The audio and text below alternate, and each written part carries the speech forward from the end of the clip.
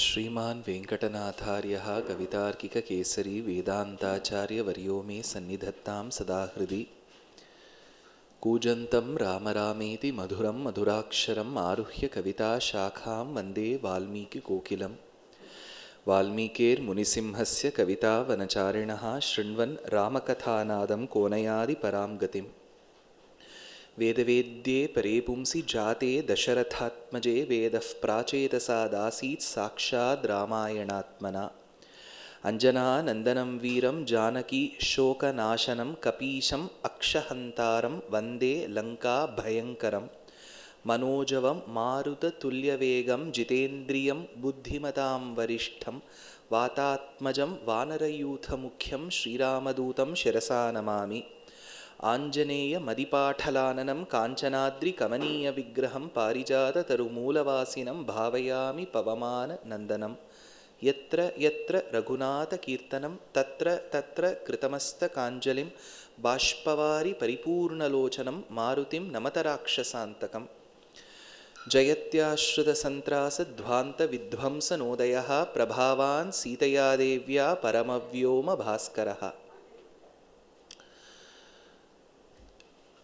A very good evening to the gathering here.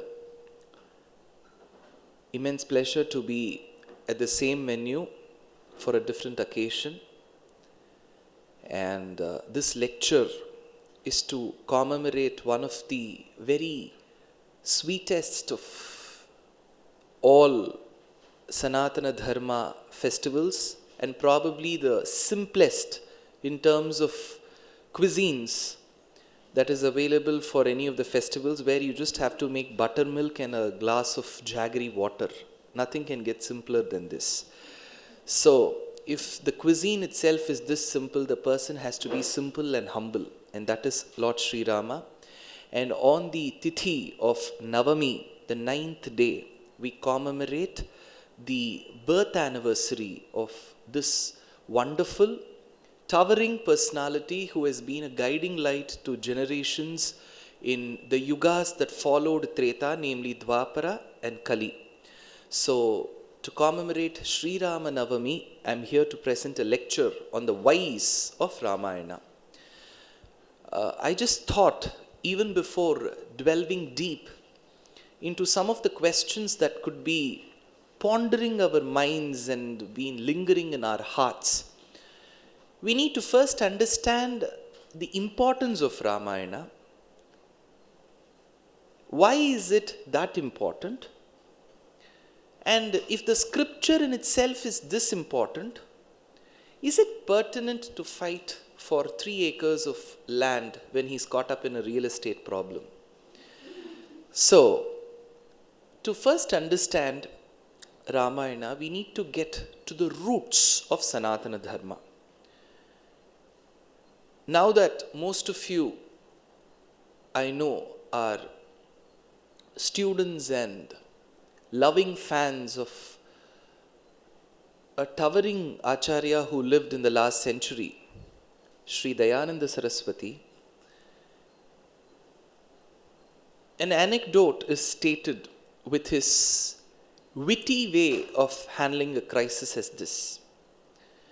When a person was asked, "You belong to a certain religion A. What is your holy book?" he stated, "This is my holy book." When the same question was put forth to another person who belonged to a religion B, "What is your holy scripture book?" that person said, "This is my holy book." Likewise, the third and the fourth person was asked, and they kept replying, "This is my holy book." It was all in singular. When a person who followed the Sanatana-Dharma was asked, "Which is your holy book?" he said, "Welcome to my library." So, Dayananda Saraswati used to state in a very powerful yet a witting fashion that Sanatana-Dharma doesn't have something called as a holy book.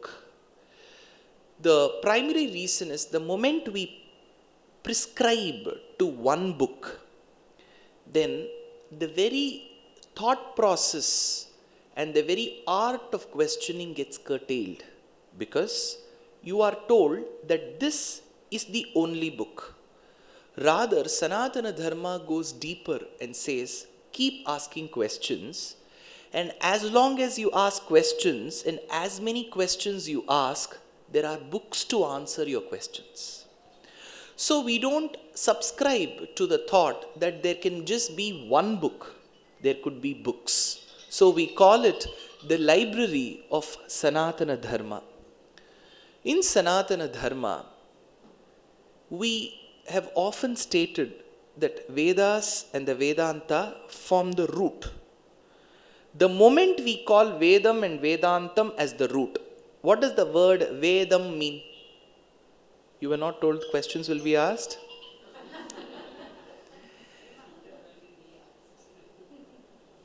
Yeah. So, what does the word Veda mean? Scripture. Shoot. The truth. Okay. Even before we get to this word, I just wanted to mention of one thing which is very pertinent in the language of Sanskrit. Most nouns come from verbs in Sanskrit. So, the word Veda comes from the root word with, which means to know. In English, we can get deeper where two important devotees, Bhagavatottamas called Wren and Martin, have guided us. To plus the verb, to swim, to learn, to dance, and then you may add an ing to it. So it becomes a gerund or an infinitive. We have read all that in English grammar. I am not here to take a class on grammar. I am just trying to tell that the word to know is with. So Veda is the noun that comes from the verb. So the noun Veda tells that which gives you knowledge is Veda. So to know is the verb.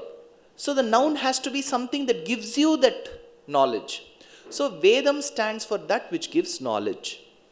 But Vedam in its very core philosophy keeps questioning. It asks, if fire is the ultimate truth. So even Rigvedam begins, Agnimi ide purohitam yajnasya deva mritwijam hotaram ratnadhatamam. You might have heard of this. This is the way Rigvedam begins. So purohitam agnimi ide. The first word is Agni. Because purohitam, what does purohit mean? Half my lecture goes in questions. Purohit means priest. What does purohit mean? Hitam means which is good. Pura, that person which is able to tell you the good that lies outside of you is purohita. So a priest is generally a person who does that. See, Rigvedam tells Agnimide purohitam. Agni is the one that gives you that goodwill. Because today we are dependent on energy for most of our daily activities. Be it heat energy, coal energy, wind energy, it is all a form of energy. And somewhere energy has to come from fire or sun. So Rigvedam begins with the very salutation and obeisance to nature. So Sanatana-Dharma has never said that nature is creation. It has seen God inside nature. So this is how Vedam begins. But most of the statements in Veda are cryptic in nature. When I say cryptic, probably with one or two or three readings, you may not be able to decipher its complete meaning. So if a book is not able to give you the complete meaning or the entire meaning in one read or two readings or three readings, then you may depend on some other book which is able to decisively tell you what is the ultimate truth. That is where you start seeking for the end of Vedam. You've begun with Vedam, but you want the process to stop somewhere and to stop researching and telling you, fine, this is the conclusion. So you are seeking for the end of Vedam, Antam of Vedam. So that is Vedantam. So Vedantam takes you very close to the ultimate truth. It doesn't tell you what is the ultimate truth. It takes you very close. since it takes you very close and makes you sit next to the ultimate truth and gives you the pleasure of rejoicing and relishing that ultimate truth, Vedantam is referred to as Upanishad. Upanishaditi Upanishadaha. That which takes you very close. So Vedam is cryptic, is the ultimate truth, but it is cryptic in nature. So you are seeking to the end of Vedam, which is Vedantam. Vedantam, which is also that which helps you relish the ultimate truth, it is called Upanishad. So this Vedam and Vedantam put together form a larger chunk. That is the root of Sanatana-Dharma. Nevertheless, Vedam and Vedantam are not engaging in nature. When I say engaging, like how unengaging this lecture is, Vedam and Vedantam also is. So, Vedam and Vedantam wanted the masses to get attracted towards it, relish it, cherish it, and share it with people. So it thought, I can present my morals and virtues in the form of life histories of other people. So Vedam and Vedantam incarnated or transformed themselves into the form of Upabrahmanam. There's going to be a quiz at the end of this session. Not even multiple choice. So, Upabrahmanam, Brahma. See, okay, I have many questions to take up and answer, but the moment this came, I thought, even though it is tangential to the lecture content, I just thought of presenting it. The word Brahma. How many of you are decently proficient in writing Devanagari script? Sanskrit, Hindi. So, when you write the word Brahma, what comes? The first ba, ra, bra. Then what comes next? Half, ha. And then half, ma. So, ideally, how should you pronounce in the order of writing? Brahma. Correct, because ha comes before ma. But when you pronounce, what takes precedence? Brahma. So that ha sound comes next, ma sound comes before. Have you noticed this before? Because Panini has said that this word alone is an exception to pronunciation in Sanskrit. So you cannot say it as Brahma just because you're writing it that way. You will have to replace the sound. That is one special rule.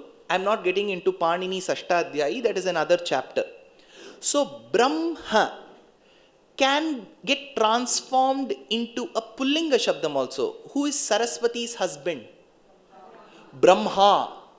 Whereas Vedas talk about a person called Brahmam. Now it becomes a Napumsakalinga Vachaka Shabdam, a neuter gender. What does the word mean? Brihatvacha, Brahmanatvacha, that which is big. Understand this, that which is big.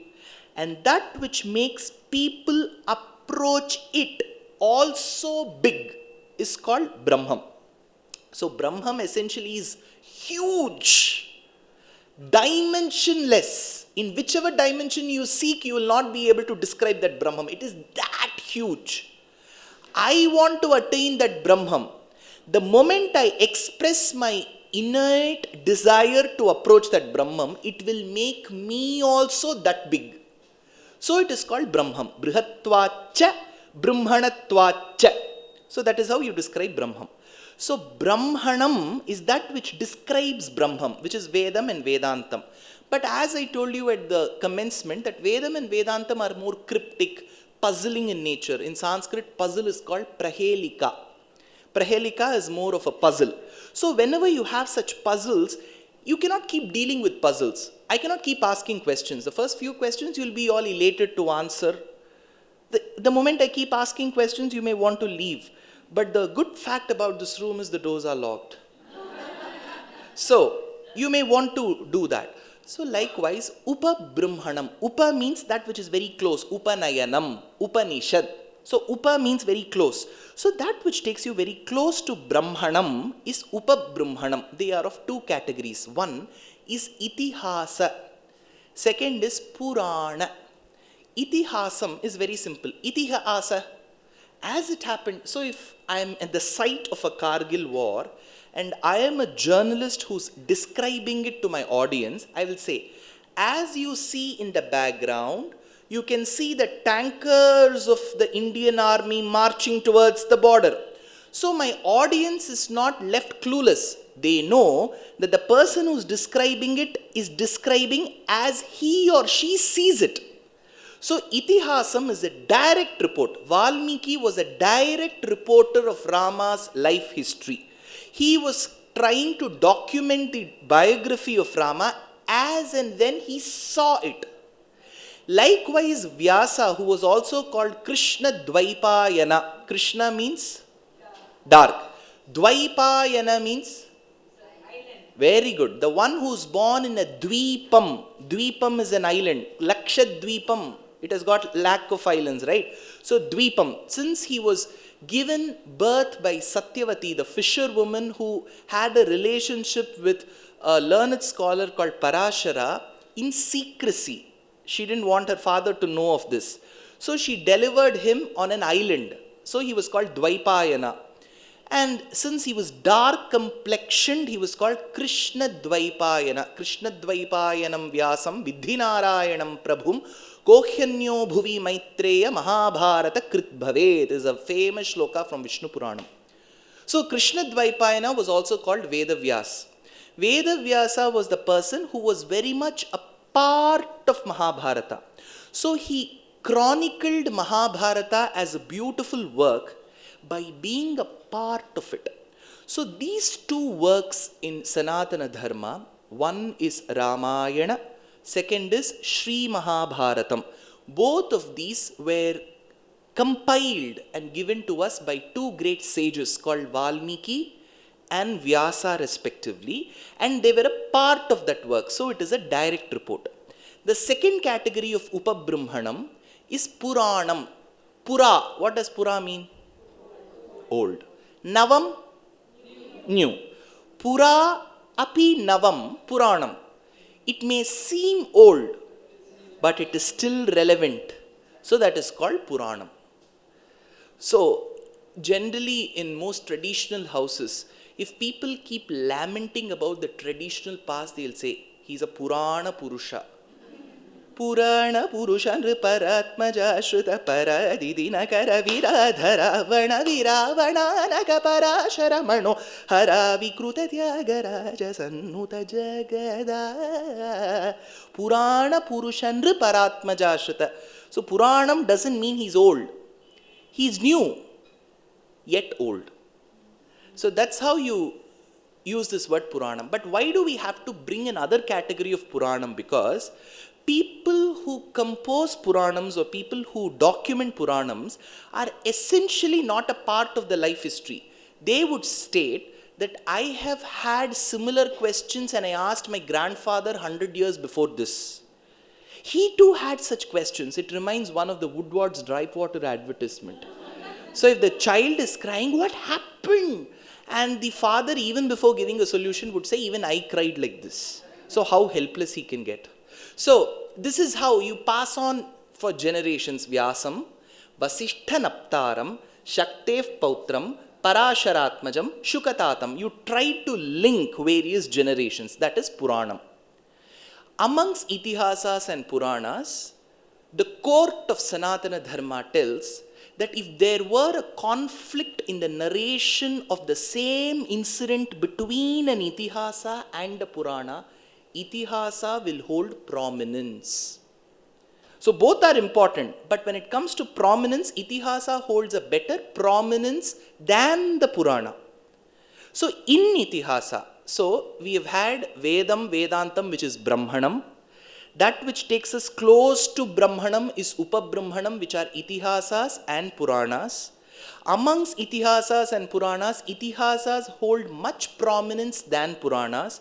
Itihasas are two in number, Valmiki's Ramayana and Vyasa's Mahabharata. Valmiki's Ramayana is roughly 24,000 verses. Vedavyasa's Mahabharata with a complementary section called as Harivamsha amounts to roughly 1,25,000 verses. Sapadalaksha Grantham. Longer than the Paradise Lost and Gained by Milton, longer than the Iliad, longer than the Odyssey. But proud of a country where till about 20 years before there were scholars in Kanchipuram who could memorize all the 1,25,000 verses. So you need at least a 2 terabyte GB, terabyte hard disk to hold the data, and that will still occupy 5% of the reciting person's brain. So there is still a 95% unused space. And from this we can conclude that we haven't even opened our accounts. So here we had such towering personalities even till the recent past. Even now they could exist. We don't know. We live in a cocooned world and we may think the borders of this world are just the Kotur Purams. No, there could be people in remotest of the villages who will be sitting on an external raised platform outside their house called as Thinnai and could just be reciting it out of no glory. So when we compare Valmiki's Ramayana and Vyasa's Mahabharata, when the same incident is narrated by both, Ramayana is given more prominence than Mahabharata, despite Mahabharata housing Viduraniti, Yaksha Prashnam, Vishnu Sahasranamam, Bhagavad Gita, Sanatsujatiyam, 5 gems. Ramayana still holds prominence. So, if Ramayana holds more prominence than Vyasa's Mahabharata, if Ramayana holds more prominence than all the 18 Puranas put together, there is absolutely no doubt that we are fighting for 3 acres of real estate issue for Rama in the land of Ayodhya. So now in this work that we have been told by Valmiki in such a pure and a chaste and a beautiful and a simple form of poetry. See, Ramayana is very simple. If at all you make time and you show some interest, pick the book of Valmiki's Ramayana. Even with basic knowledge of Sanskrit, you will be able to read, recite, and over a period of time understand. Unlike Bhagavatam, Vidvat Pariksha, it is a test for scholars. You won't know how to break the sentences. Tamadbhutam ambujekshanam chaturbhujam shankagadaryudharyudam Srivatsalakshmam galashobhikaustubam pitambaram sandrapayodi saubhagam maharha vaidurya kirita kundala tvisha parishvakta sahastra kuntalam uddhamakanchi gadakankanadibir virochamanam vasudeva maikshita is one verse. There are 18,000 such verses. You won't know where to break. Ramayana is simple. Ramam, Dasharatham, Vidhi, Mam Vidhi, Janakatmajam, Ayodhyam, Atavim Vidhi, Gachatata Yathasukam. Simple. 32 lettered verse called as Anushtup Chandas. Simple. So if at all you take the poetry, you will recite, you will be able to cherish and relish how Valmiki has tried to present such quintessence of Sanatana-Dharma in such a beautiful and a chaste form of Sanskrit called as Ramayana. But Ramayana, being one of the earliest works that we have known in Sanatana-Dharma, doesn't come to us only in Sanskrit. It comes in various regional languages as well. So, such versions of Ramayana cannot be called translations. Probably you can choose to call them transcreations. Because the poets might have wanted to induce their idea of creativity. Like how Tulsidas did in Hindi, called as Ramacharita-manas. Like how one of the earliest regional versions of Ramayana known from the land of the Tamils, called as Kamban's Rama Avataram. It is called Rama Avataram. We call it Kamba Ramayanam. He was the king amongst poets. Kavi Chakravarti. Kamban vittu kattuttariyum kavi paadum. It seems even the threads that were to knot the bed on which one would recline would also sing poetry in the house of Kamban. So, we had a Tunjattu Ramanuja Eluttachan. Forget his Ramayana, first tell his name. Tunjattu Ramanuja Eluttachan. So, and we need a Tangabalu for a translation. So, he was the one who gave the beautiful transcreation to Ramayana in the land of Kerala in Malayalam. We had a Ranganatha Ramayanamu in Telugu. We had a Krittibasa's Ramayana in the eastern languages. We had a Bhanu Bhaktacharya's Ramayana in Nepali. We had Kalidasa's magnum opus work called as Raghuvamsham. We had Bhasa's plays called Pratima Natakam written 2100 years before. We had Pravarasena's beautiful kavyam called as Setu Bandhana Kavyam in the language of Prakrit, written 2500 years before, as to how the bridge was constructed.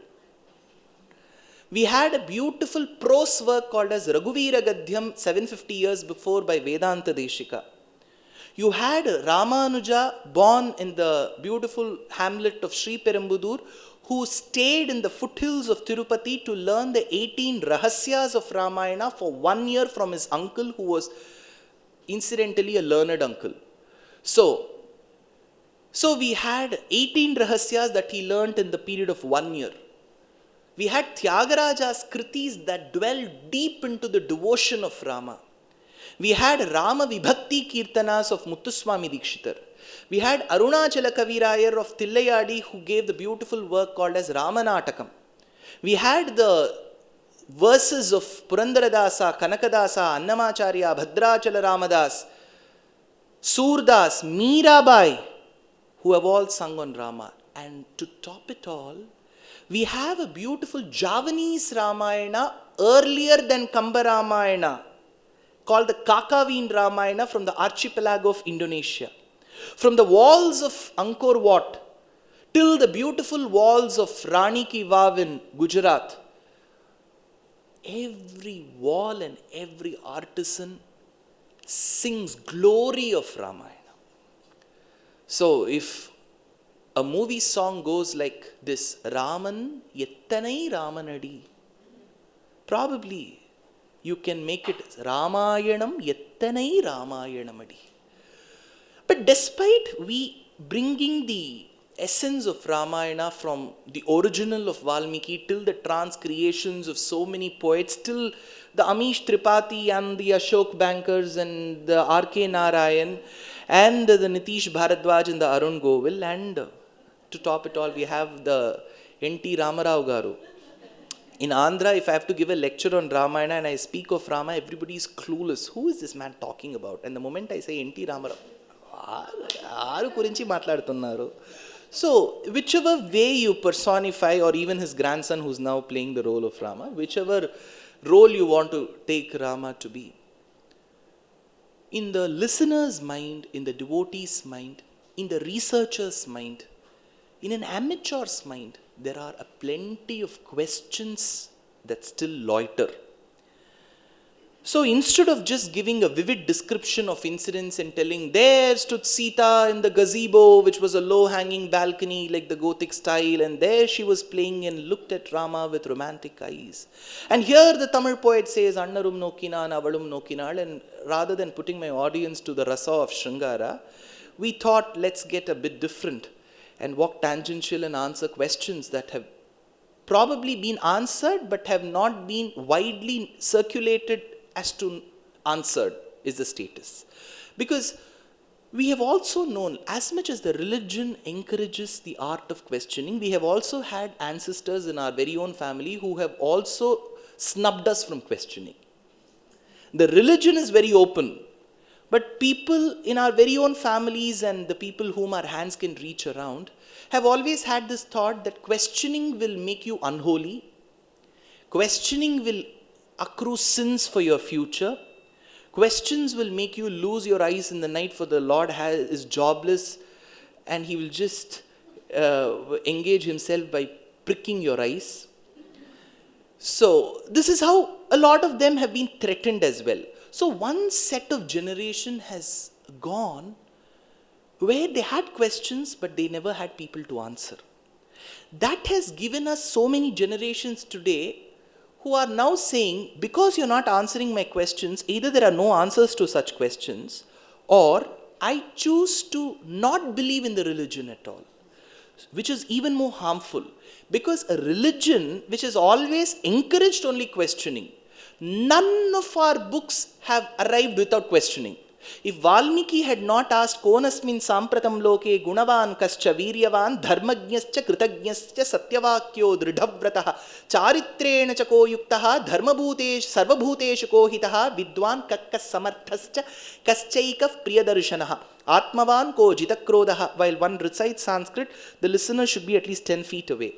So, Vidwan kakka samarthascha kaschaika priyadarshanaha atmavan ko jitakrodaha dyutiman ko anasuyakaha kasya bibhyati devascha jataroshasya sanyuge. Who is the one who is a repository of all 16 auspicious attributes? Only because Valmiki questioned, today we have this scripture called Ramayana and you have called me to discuss this. Had he not questioned and the other person not answered, I would have had to hunt for another work. Had Parikshit, the son to Abhimanyu, not answered questions, asked questions, Draunyasya viplushtamidam madangam santanabijam kurupandavanam jugopakukshim gatyatta chakraha matuschameye sharanam gatayaha, we wouldn't have had a Shuka Brahmam who was the son of Vyasa who could have given us a Bhagavatam. I'm sure this must be a Bhagavad Gita book. I think this must have got published from Sivakasi, correct? So, if Arjuna had not asked, if there is no Arjuna Uvacha, there is no Bhagavan Uvacha. Whom will the Lord answer if there is no question? The word answer exists only when there is a word called question. And when there is nobody to question, whom will he answer? The moment somebody answers with no questions, they don't become answers, they become commandments. The Lord answered to the questions of Arjuna. And Arjuna was not even a decent questioner. He was absolutely erratic. He said, you take my chariot to the middle of the battlefield. Sishyastheham shadhimam tvam prapannam. I will ask questions. Krishna said, fine, you're my closest friend, you're my relative too. I will choose to answer questions for you, Arjuna, but if you want your questions to be answered from some other person, don't ask in such an uncivilized format. You standing 10 feet above me, the teacher is somewhere below, your shoes just striking the shoulders of mine. Don't ever do that.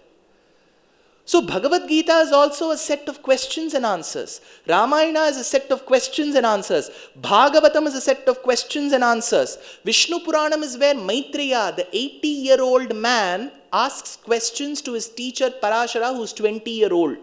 What does this signal? Somebody asked me. I said, it signals that the audience demographics also should be old from then onwards. It was an 80-year-old person who was listening, right? Even if you take up works of Alvars, the mystic saints in the Tamil tradition, Madhura Kavi Alvar asked a question, Shettattin vayittil shiriyadu virandal yettaittinni enge kidakkum. It is then when the dark-complexioned man called Shatakopa, not the one who plays the cricket, so Shatakopa, who said, Adu attaittinnu ange kidakkum. Then you had the equivalent of Samaveda called as Tiruvai Mozhi in the Tamil tradition. So all our works have come from questions and answers. But since we have lost many generations where no blame on the ancestors at all, probably they have grown up in an environment which was succumbed to invasions and intrusions, so they did not choose to answer questions. But now it's high time that we answer questions and see the scripture the way it is. And the introduction is over in 40 minutes. And we are going to take up the first question. The most frequently asked question, I don't know to others, but to me, why was Sita, who was pregnant, sent on an exile to the forest? She was abandoned in the middle of the forest. And we still say, Jai Sita Ram. When Ram did not care for Sita, why should I bring both of them together at least on a sheet of paper? This is how people ask questions. And I should have the audacity to accept the question. Even if I don't have the knowledge to answer, let them ask a question.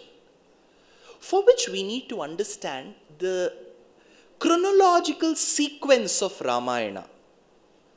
What is the prerequisite to understand the chronological sequence of Ramayana? To overcome the drawback of Ramayana. What is the drawback of Ramayana? It puts you to sleep. So to understand the quintessence of Ramayana, we need to overcome that. Why am I mentioning that? Having delivered a set of 3,000 lectures till now, I will know how many of them are actually attentive and how many of them are slightly dozing. So, as a speaker, I'm not here to fulfill my duty of 2.5 hours. I should ensure that every person in my audience listens. So, it is for that reason that I keep looking at everybody's eye to make the eye contact. So, we need to understand the chronological framework of Ramayana. See, Ramayana begins in a certain fashion, where Narada comes, Valmiki asks questions, then Valmiki is a bit unconvinced of Narada's answers. He goes along with his student Bharadwaja to the woods. There he sees the male and the female birds seated on the branch of a tree. In the lovemaking process, one of the birds is shot by the hunter. Valmiki utters a curse, he comes back, and then Ramayana begins. This is how the book goes. You can check with any online, Kindle, offline version. This is how it goes. But let's understand, this is not the chronological sequence. I will explain the chronological sequence and then fit in the characters so that we are able to first fit where Ramayana comes into. So there was a king called Dasharatha. He had many wives. I'll not get into the family structure of why he chose to have the set theory of 1:many function. Right, one married to many. He chose, his wives had no problems. So that's how let's get into the topic. He had many wives. The principal ones were 3. That didn't stop with 3. Ramayana tells a number of 350. So, must have been a super capable man. So, he had 350 wives. Let's just remember 3 names. That's more than enough. Kaushalya, Kaikeyi, Sumitra. With Kaushalya, the legally wedded first wife, she would get 1,000 rupees in the ration shop if she were in Tamil Nadu. So, as a part of the process. So, she was the one with Dasharatha. They had a girl child. Her name was Shanta. It's mentioned in Valmiki's Ramayana. Then she was given an adoption to a king of the neighboring region called as Angadesha Raja. His name was Romapada. She was given an adoption. He adopted this girl, brought her up as his very own daughter. She was given in marriage to the son of a sage who was called Vibhandaka. This boy who was born had an extra growth on his head. The scalp gave one extra growth, and this extra growth protruding looked like the horn of a deer, which was of the species called Rishyam. Since he had a horn, Shringam is a horn. Since it belonged to that of a Rishya category, he was called Rishya Shringa. So Rishya Shringa was the son of sage Vibhandaka, and he was given in marriage to this adopted daughter of Romapada called Shanta. He was a priest. Now at a later stage, when Dasharatha wanted sons, he wanted to perform 2 yagas. The first one was called Ashwamedham. It was a yaga performed with a sacrificial horse that would go here and there, and whoever catches it has to fight the person who is hosting the yaga. Then he wanted to perform a complementary yaga from the Atharvana Veda called as Putra Kama Ishti. Ishti is one part, is one category of yaga. Kama means desire. Putra means the son. So the yaga that is meant to give the performer sons is called Putra Kama Ishti, Putra Kameshti. So he performed 2 yagas, but for that he wanted to get economical as possible. So he recruited his very own son-in-law, for he would give some discount. So Rishya Shringa performed this yaga, and it was performed for a year. That is when we had the Payasa Patram come out, and then he had to distribute it amongst his wives. Then he distributed 50% to Kaushalya, 25% to Sumitra, 12.5% to Kaikeyi, 12.5% to Sumitra again. There is one calculation as to why he gave Sumitra again. Can anyone tell me why Sumitra was given again? He could have given it to Kaushalya, right? See, in Ramayana we have to go very deep. He gave 50, and remember, just because they consumed the payasam, children were not born. Children were conceived the way they have to. But this payasam is like a herbal concoction that will help eradicate any reproductive issues. So 50% was given to Kaushalya. She consumed. She was a legally wedded wife. Then he gave 25% to Sumitra. Then remaining was another 25%. In that Ardad Ardham, 12.5% he gave it to Kaikeyi. There was a remaining 12.5 because you can never divide 100 by 3 equally. It's a non-terminating decimal, correct? So, the remaining 12.5 he could have given it to Kaushalya. Then it would have made 62.5% for her. Then Kaikeyi will fight because Kaikeyi had an eternal enmity with Kaushalya. If he had given it to Kaikeyi, it will make 25 and 25 for Sumitra and Kaikeyi. So, the second and the third wife, when they get equal shares, then the second has the right to file a legal suit against the third. So, he had to think whom to give, whether to Sumitra or Kaushalya or Kaikeyi. What he did, he waited for what these queens were doing. The moment Kaushalya got the 50%, she consumed. Next, when 25% was given to Sumitra, she did not consume. 12.5% was given to Kaikeyi, she consumed. After Kaikeyi consumed, Sumitra consumed her 25%. Why? Because Sumitra thought, if sons are born to me much before Kaikeyi, then they, because of their age, they may not be able to serve her son. So let Kaushalya and Kaikeyi consume, and let the children born to me henceforth serve these two.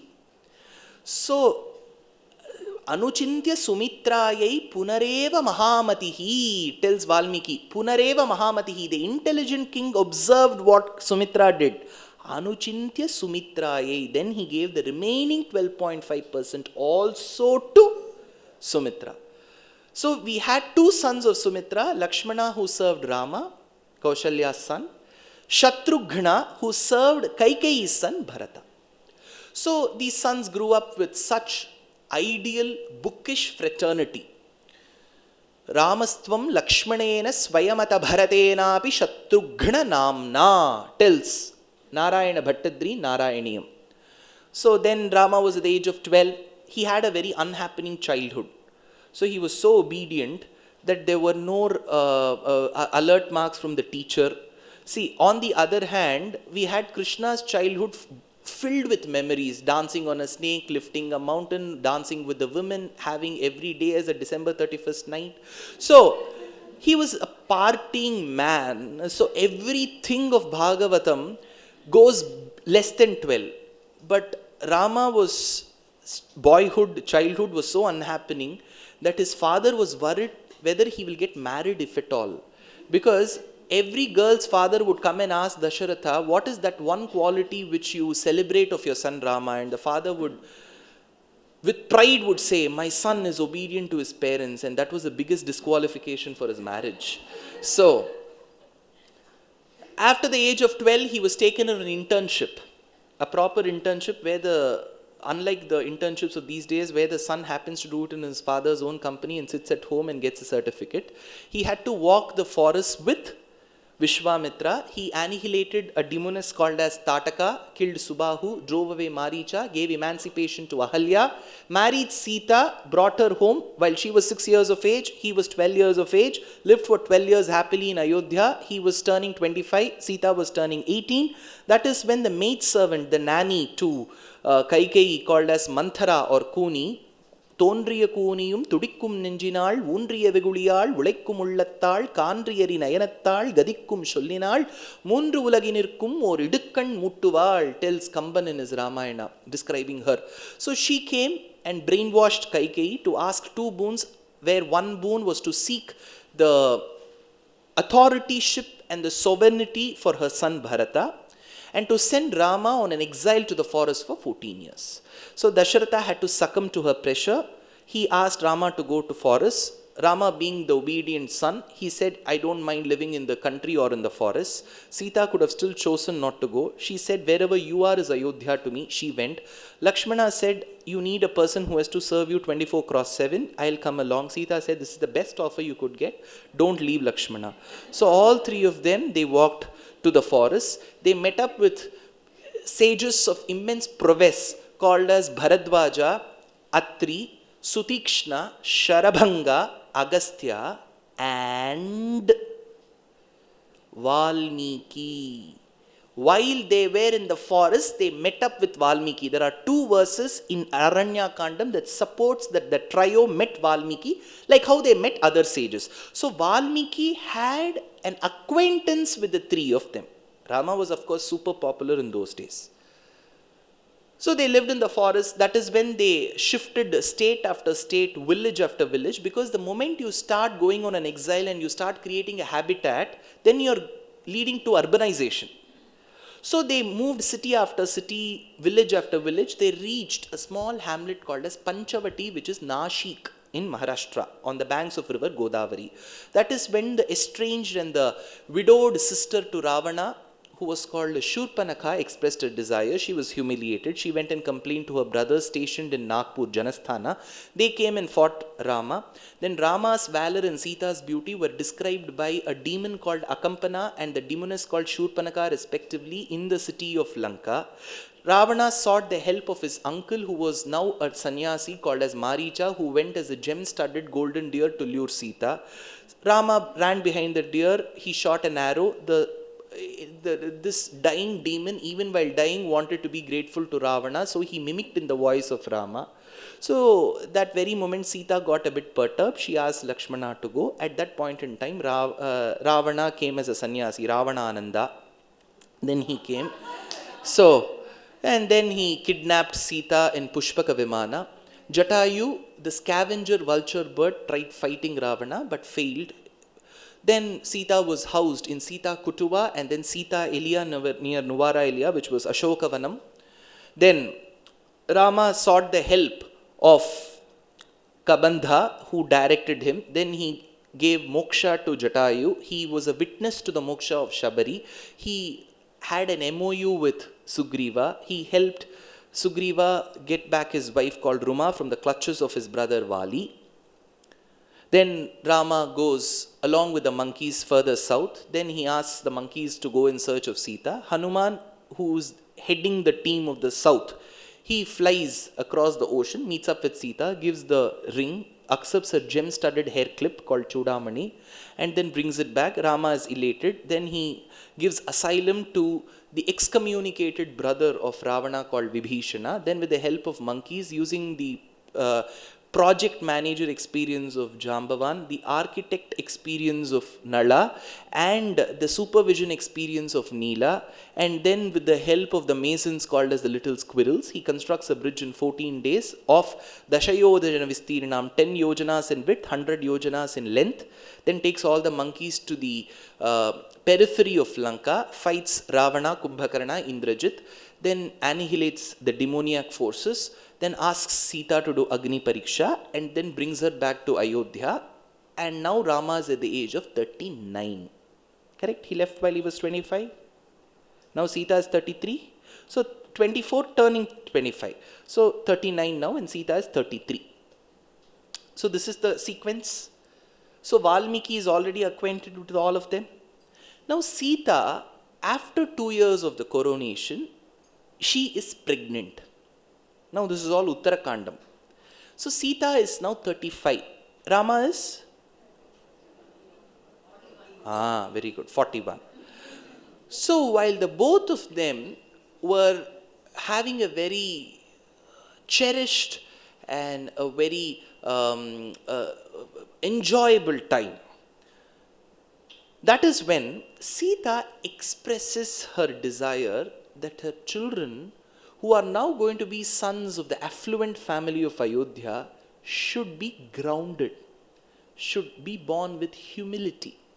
So that is when she tells Rama, probably my children should grow up like the children who eat the Nivara fruits in the hermitages of rishis in the forests. She makes this desire. She tells, my children should grow up in simple atmosphere so that they know how to stay grounded and humble. Rama, as a very dear husband, tells, yes, I too have this feeling, your wish will be granted.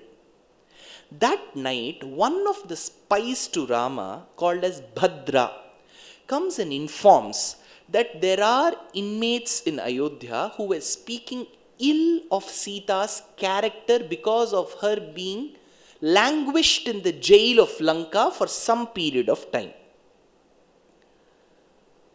This is what Ramayana states. It just says that some people were talking ill things about Sita. But if we go into Puranas, that talks about specifically a washerman who talks about it. So whether it's a washerman or it's an anonymous person, the point is people were talking ill. So when I say the word people, we don't know how many respondents are there.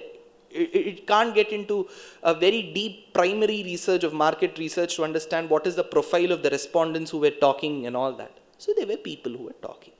The moment Bhadra informs, Rama was shocked.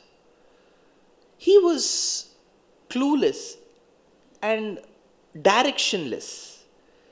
If he were to just say, it is a hearsay and leave it, then there is a large probability that this accusation will spread like wildfire, and still he is not caring about it. Then people might say, just because it is of his kingdom, of his family, he doesn't question. We can relate to that in the current political scenario across the country, where we find people of their own families, the father seeks bail for the son's secrets are all hidden by the father. So we all say it's all happening in one family. So such accusations will also come into there. See, remember that the yesterday's Bharata Desham was completely dynastic. But while they had to appoint the future kings, they were minimally democratic as well. When Dasharatha wanted to coronate Rama as a heir apparent, he doesn't take a judgment alone. He comes and asks his people. His people say, Ichha mohi mahabahum raghuviram mahabalam gajena mahatayantam ramam chatra vritananam. You are asking us for an opinion if Rama could be the heir apparent, O Dasharatha. We were waiting for this moment where we could say, make him the heir apparent. So though it was dynastic in nature, it was democratic in some sense, though we call it a democracy now. So here we had Rama who was directionless. I'm sure all of you who will be able to appreciate English literature will remember the Robert Frost's poem who said, two roads diverged in the yellow wood, and sorry I could not travel both, and be one traveller, long I stood and looked down one as far as I could to where it bent in the undergrowth, then took the one as just as fair and having perhaps the better claim. He says there were two roads. Rama had one route. He could have still chosen to ignore. The moment he ignored, it will become a wildfire accusation and there can be nothing called Rama Rajyam. Or the other thing is to bring Sita to the court and court-martial her to convince the others that she is pure as fire. But the moment he does that, then it very well tells that he trusts in the accusation of somebody and is court-martialing her.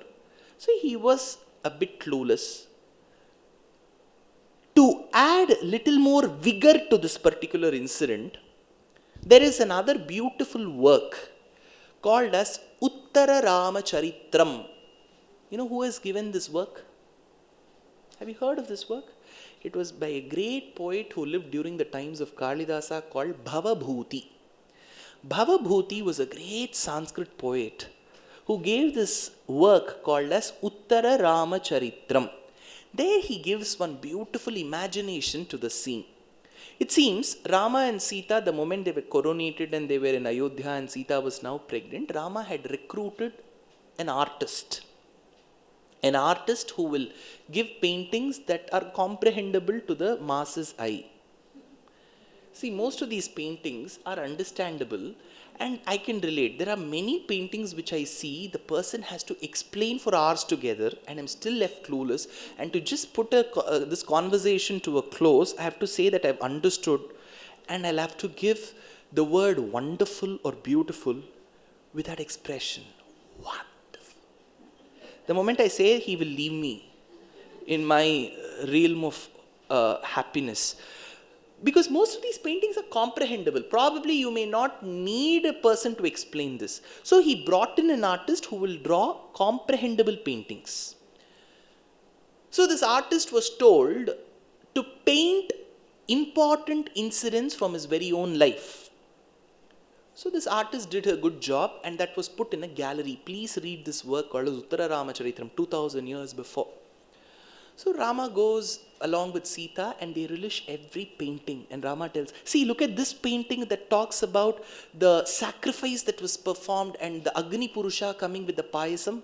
Sita, after this, I was born. Sita looks at that. Then they go to another painting where Sita is holding Rama's hand. Iyam Sita mama suta saha dharma charitava praticha chainam bhadram te panim grinhishva panina. That talks about panigrahanam. Their marriage. Sita tells, see, I was just 6 years of age then, Rama. Thank God your father was not arrested of the Sharda Act. Here is a painting where we lived happily, but I think Dasharatha is asking us to go to the forest. Rama, can you see that? Both of them enjoyed. And next came the painting where Sita was running behind the mares and the little peacocks. And that was in the site of a hermitage where they were on an exile. She looks at that and says, Rama, my children should grow there. So Bhavabhuti develops that interest into this gallery watch. That night the spy comes and informs, and Rama is clueless. Then he calls Lakshmana and tells, take her to the banks of river Tamasa. Tamasa is a tributary to Ganga. On the banks of Tamasa, leave her tomorrow. Lakshmana asks why. Because she desired to see the forest. Can I get her back? No. Leave her there. Lakshmana tells, why do you have to give such humiliating jobs only to me? Rama said, in the name of me, you will have to go there. And Lakshmana had no option. He said, see, I have chosen to be a person who personifies servitude to Rama. Romanchamane kanakanchukamu Rama bhaktudane mudra bildayu Rama namamane varakagami virajillu neya tyagaraju nike banturite kolu viyavaya Rama. I am there to serve you. So I will go leave her. The moment he left Sita, Sita was engaged. She said, such beautiful surroundings, so much of foliage, there's flora and fauna around. Lakshmana, it's high time we get back to the kingdom. He said, you'll have to stay here. And then he narrates of all the incidents. Sita tells, probably I'm born to suffer. Lakshmana, you have not seen me in full, in totality, because at a later stage he tells, Naham janami keyure, naham janami kundale, nupure tvabhijanami nityam padabhivandanat. When Rama tells Lakshmana, these are the jewels which Sugriva claims to have been thrown by the flying Sita. Check if it's hers. Lakshmana tells, I'm clueless. I can't sense if this is her keyuram. Keyuram is like a vanki. What is vanki in most languages? You're able to understand vanki, right? That's all. So it's very tough to translate in most Indian languages. That's why I'm trying to be as physically demonstrative as possible. So, Naham janami keyure. Naham is na aham. Na aham janami. I'm not able to understand. Keyure. Naham janami kundale. Nupure tvabhijanami. None of this jewelry is recognizable to me except Nupuram. Nupuram could denote the anklet, or some say it is the toe ring. Whichever is the case, I can recognize only that. Rama asked, when you're able to not recognize others, how could you recognize only the Nupuram? Nityam padabhi vandanat. Because I used to pay my obeisances at her feet, I can sense only this. So to that Lakshmana, Sita tells, you look above. Look at my belly. In this state, has your brother asked you to abandon me in the forest? He keeps telling with pride, Lakshmana, that I have graduated from Vasishtha's university. Go and ask him. If Vasishtha has asked him to abandon a pregnant wife in the forest, go ask him that. She tells, I'll take care of myself. First of all, Sita doesn't need an advocate. She is a very strong woman. You can choose to differ with Rama, but Sita is a very strong woman. We don't have to get volunteers and our advocates there. She can fight her own case. She's legally very sound, very powerful, affluent and knowledgeable and charming. So she can fight her own case. So she said, I'll take care of myself. Lakshmana goes. Now comes a question. Was Rama right? Those who are blindfolded bhaktas of Rama would say, see, ultimately it is about the country first. So he wanted to put his kingdom first, he did it to his wife. If this is the case, then anybody can throw accusation at anybody and everybody will be abandoned in the forest. So forests will become countries and countries will be deserted. Right? I can throw accusation at anybody, and the moment that accusation comes, even before court-martialing or verifying it, I can throw anybody. So that is the counter view. It's called Purva Paksham and Siddhantam. So what do we do? So supporters would say what Rama did was right. Or they may even go to the extent of telling, see, I will not say it was right or wrong. I would say he had to adhere to the rules of administration, which is also not the right way of looking at it. But one way to see it is, if at all one person is super affected and humiliated by this, it must be Sita, nobody else. And she's a very strong woman. She is not one of those people who would say, anyways, now I'm carrying his children, at least for my children, I need to forgive him. Who will give him that initial? She is not bothered about the initial. She calls herself Janaki. She calls herself by the name of her father. She didn't change her surname. Janaka's daughter is Janaki. Mithila's lady is Maithili. Videha's daughter, the land of province of Videha, is Vaidehi. What is that name which indicates that she has borrowed from her husband? She is not called Raghavi. Correct? So she is a very strong woman. Let's make that very, very clear. If at all we see the yesteryear's actress of Pandaribai and Anjali Devi crying in this Ramayana movies, that is not the Sita whom Valmiki has personified. She is a person who can challenge Ravana. Bhasma bhasmarha tejasa. I will keep a blade of grass and you come beyond that, I will show who I am. So she is a very strong woman. She doesn't need an advocate. But she chose to forgive Rama. Had she not chosen to forgive Rama, she would have told him that my sons will not be your heir apparents. When you have not accepted me, why should I send my sons Lava and Kusha? Lava and Kusha later became kings, right? What she knew was Rama was under a lot of administration-based pressure, and she chose to forgive him. If she has chosen to forgive Rama, we should also be generous enough to forgive Rama. But to forgive Rama, the first thing is we should understand that what he committed was not super right. I'll give you an instance of just not me being a non-purist who's agreeing. Even purists, traditionalists have dilemma over this. You must all remember that who was the king before Rama in Ayodhya? Dasharatha. Who was the king after Dasharatha?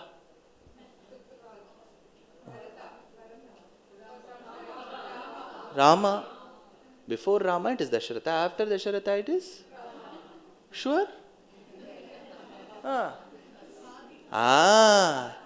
Padukas. They ruled Ayodhya for 14 years, right? Dasharatha was all dead. He was gone. Rama came only after 14 years. Bharata chose not to be the king. See, if you have plaques that are inscribed in the board of Ayodhya with kings, Dilipa, Mandhata, Ikshvaku, Asamanja, Samshuma and Sagara, you will have Aja. Aja's son was Dasharatha. After Dasharatha, you will have Padukas. Then you will have Rama. So Padukas, the insentient material, ruled Ayodhya with a power of attorney which was given to Bharata. Bharata was just the executor.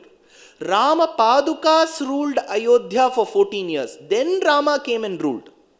So his sandals ruled Ayodhya even before he ruled.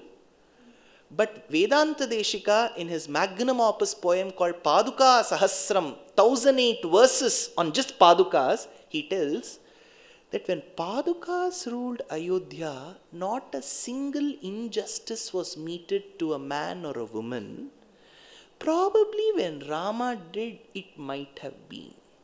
He says, when Rama ruled, injustice was meted to a woman. But when his Padukas ruled, we don't hear of any scams or scandals. Why? Even if the Lord chooses to rule, there could be errors. When the Lord's devotees choose to rule, there will be no errors. See, when you walk in the bright sun, if I were to give you an option, sport a cap or footwear, which one will you choose? Footwear. But see, the scorching rays of the sun touch your head, but you're still ready to go without the cap. The scorching rays of the sun touch the earth and that radiates back to your feet, but you're not able to take that heat.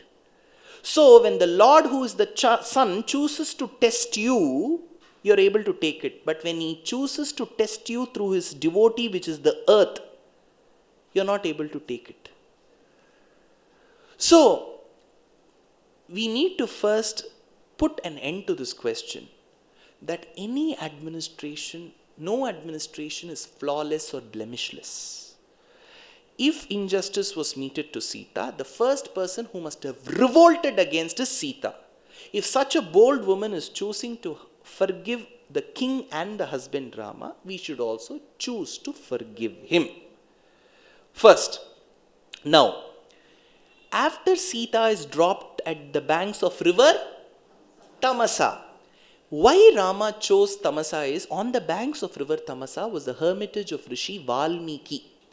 Valmiki was earlier a dacoit turned hunter who was given enlightenment by a rishi called Narada, and he was doing penance like a log of wood. So termites constructed an anthill around him. And as the waters of Varuna, Parjanya Devata, poured on the anthill, that all flowed away. And from the anthill arose a person with better radiance. He was a dacoit turned hunter before, now a sage. Since he arose from the anthill is called Valmikam. Since he arose from Valmikam, he is called Valmiki.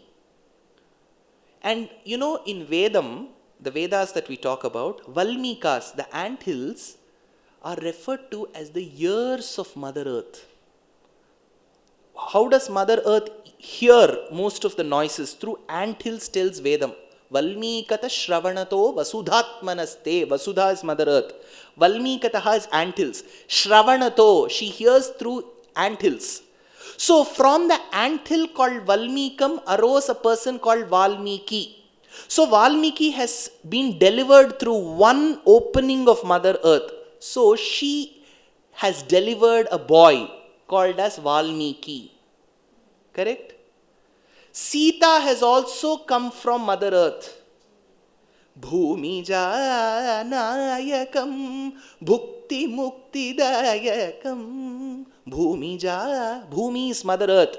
Ja means daughter. Bhumi Ja means daughter to Mother Earth. Sita is Bhumi Ja. Ravi Sashi Kuja Buddha Guru Shukra Shanaishchara Rahu Ketu Netaram Rajakumaram Ramam Pavanajaptam Avanija Manoharam. Avani is Bhumi. Avanija Manoharam. Manoharam is not that sweet. Have you heard of Manoharam? This is Manoharam means one who is lovable to Sita. Sita is called Avanija. Bhumija. Kshitija Ramanam Chintaye. Kshiti is Bhumi. Kshitija means daughter to Mother Earth. Bhumija, Avanija, Kshitija. So Sita is the daughter to Mother Earth. Valmiki is the son to Mother Earth. So both are brothers and sisters.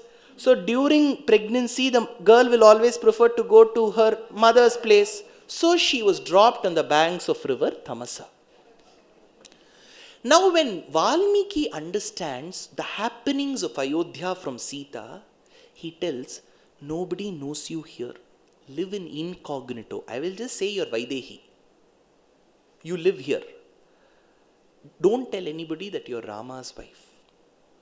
But I am super upset with Rama. I have seen the three of you in the forest when you went on an exile. You remember? Valmiki ashramam they visited. I thought Rama is a repository of all auspicious attributes and he has stooped so low. I am now doubtful, Sita, if there is one person who is good-hearted on this earth. That is when he has questions in his mind and Valmiki, Narada comes and he asks questions. You're able to connect the first part? See, if the 7th book of Harry Potter tells that the sorcerer's, the resurrection stone opens at the close. Where is the resurrection stone? Okay, I think you should have brought your grandchildren or children here. It is in the snitch. So it comes in the 7th book. So the stone is inside the snitch. But why does it open only for Harry? Exactly. So it has got a flesh memory. But that flesh memory comes in which book? First book, in the Sorcerer's Stone. So the 7th book connects to the first book. The 7th kandam called Uttara Kandam connects to the first kandam which is Bala Kandam. So Rowling must have had a copy of Ramayana before she had Harry Potter. Trust me.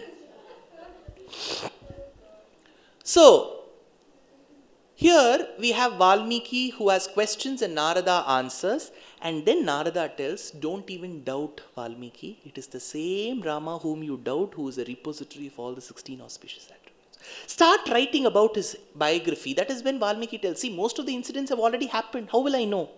Then Brahma comes and tells, Hastam Amalakam Gata. You can look at your palm and you'll see what all has happened. Write as you see. As he writes and as he sees, and as he writes and as he sees, Sita is in her gestation. So finally she delivers to Lava and Kusha, and the Ramayana is also completed by Valmiki. Valmiki teaches it to his children. His children are oblivious of the fact that it is the protagonist of this work who is their father. They go recite Ramayana in every village and happen to reach the court of Ayodhya, and Rama happens to listen to his own biography from his very own children without knowing that they are his children. So this is how Ramayana goes. So this is one question. Second, another pertinent question. So forget about the pregnant Sita. Even before there was an incident before. Agni Pariksha, the test of fire. Why did Rama have to do that? Today, if you go to this hill station called Nuvara Iliya in Sri Lanka, there is a small village called as Divurumpola. Okay, Divurumpola in Sinhalese means the place where the oath was taken. The word means the place where the oath was taken, where people say, the folk say, that this is the place where Agni Pariksha was performed. So, the villages around that, till Velimada, that's a place in Sri Lanka, till there, people, if there are disputes, they come to this place and do Satya Pramanam. So, that's a practice that you still follow in Sri Lanka. Now, why did Rama have to do that? Okay. For this, there are 3 important incidents that I am going to cite.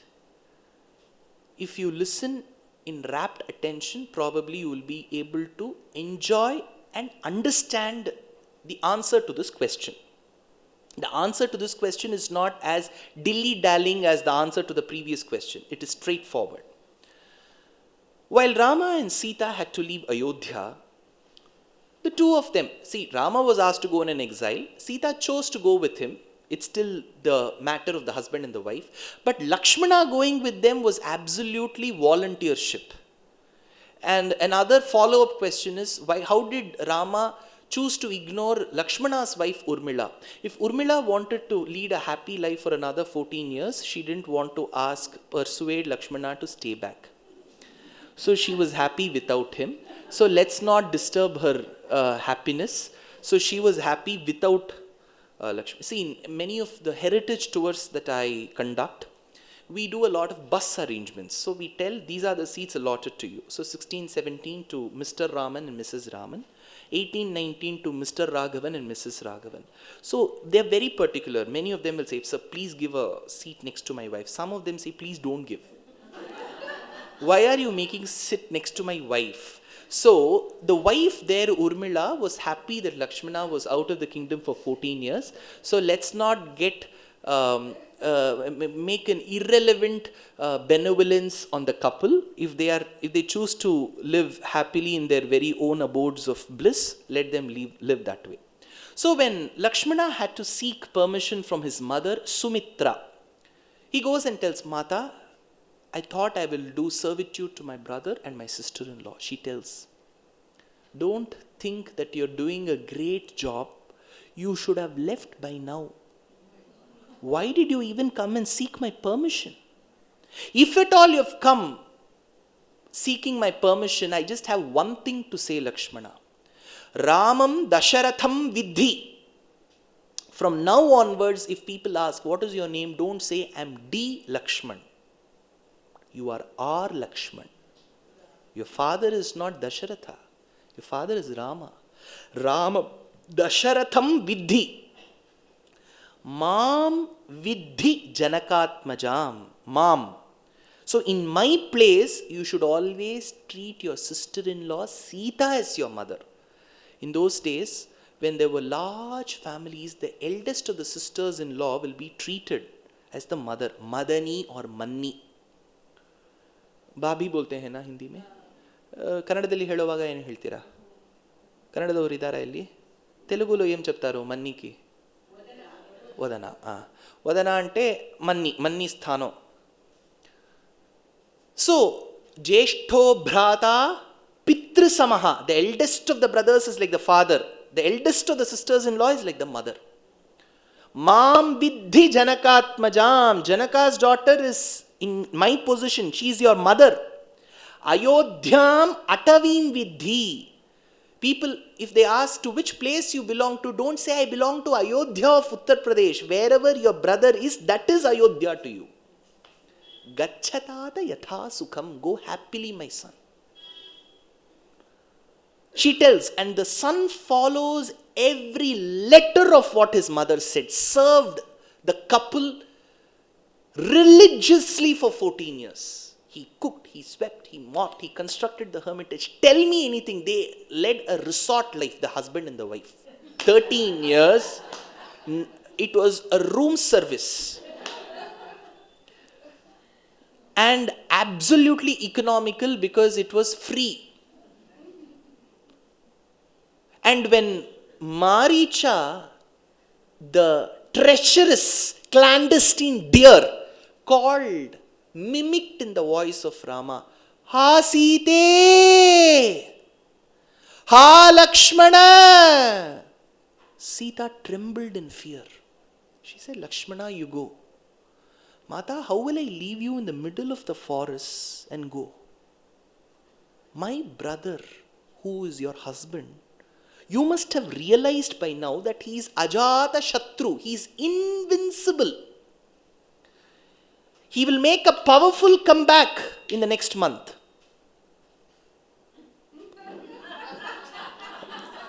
Right? So, when he is invincible, I don't know what you thought. So, he was invincible. And why are you asking me to go and protect him? He is the protector to us. Why should I protect the protector? Sita said, no, Lakshmana, you leave. How will I leave you alone, Mata? Lakshmana, despite me requesting you to go and assist your brother, if you still insist that you will have to stay with me, I doubt your character. I now realize, Lakshmana, that all these years you were waiting for this moment when your brother will be out so that you could enjoy a relationship with me. 4 verses of Aranyakandam, Sita abuses and maligns the character of Lakshmana, who's the first son to her, even before Lava and Kusha. Lakshmana starts shedding copious tears. He is unable to stand. He tells, I feel that the earth is shaking below me, Mata. All these years I have served you selflessly like a son, and I am here to hear all these things from you. How can I choose to stay here in this place after you have said all this? If I choose to stay, then whatever you have accused me of will be true. I leave you, Mata. Rakshantu vanadevataha. Let the forest deities hear my cry of help and come and protect you if at all there is some agony. He leaves her. This is heard by the scavenger bird who happens to be the friend to Dasharatha called as Jatayu. Lakshmana leaves. Then you know what all happened. Later, Sita, she starts realizing when she was kidnapped. See, when problems come to us is when we start doing a bit of dissection and post-mortem as to what could have happened wrong. Why am I bearing this brunt? 2.5 hours of torture today. What sin have I committed? Probably you may have to contemplate on that. So every problem gives us this opportunity to think, right? When we have to undergo health problems because of finance, problems because of our family members, we all think, what could have gone wrong? Sita realizes, I might have not committed too many sins, but the biggest blunder I have committed is to hurt Lakshmana. That is why when Hanuman goes to Lanka, she inquires of Rama and Lakshmana. But what she should have asked, hey Hanuman, how is Rama, how is Lakshmana? Simple. You know what she tells? Ramanujam Lakshmana Purvajam cha. How is Ramanuja? How is Lakshmana Purvaja? Ramanujam. Anuja means brother, younger one. Ramanuja means the younger brother to Rama. Who is that? Lakshmana. How is Lakshmana Purvaja? Lakshmana Purvaja means the one who is born before Lakshmana. Purvaja. Aja means born. Purvaja means born before. Lakshmana Purvaja means born before Lakshmana. So instead of inquiring Rama and Lakshmana, she tells, how is the one who is the younger brother to Rama and how is the one who is born before Lakshmana? Will you ever inquire like this? Why should she? Because she feels even if he chooses to get separated from me, he will never be separated from his brother. And she does not inquire of her husband first. She tells Ramanujam, how is Lakshmana?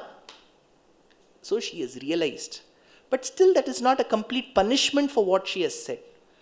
Now, on the other hand, Rama gets fresh and chaste reports.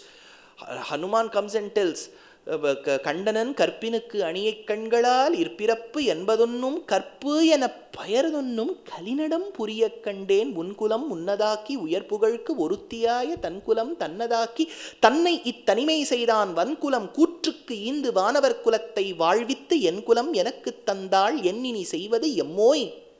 I have seen a personification of blemishless chastity. She is not Sita, she is purity. So, Rama in fact hugs Hanuman for saying this. Apara paravara parikha parivrita parapura parasrita davalahana javana pavana bhava kapivara parishvanga bhavita sarvasvadana. So everybody knows who is Sita and what is her stature. And Rama fights, takes all these monkeys, constructs a bridge, does all the war. And then he calls Hanuman and tells, you go inform Sita that I have won Ravana. Hanuman does that. Vadi Shobhanam, Yirundir Shobhanam, Mangala Shobhanam. Sita is all delighted. Then he calls Vibhishana and tells, all the monkeys are now curious. See, whenever there's a secret like this, absolutely it will be of no value, but you will still want to know what it is. So they were wondering, some secret. 2 governments, Sri Lanka and India. Premiers are talking, so there could be some sale of shares. So Vibhishana goes. He is a bit perplexed because of what Rama said. He goes and tells Sita, Mata, Rama asks you to come to the battlefield.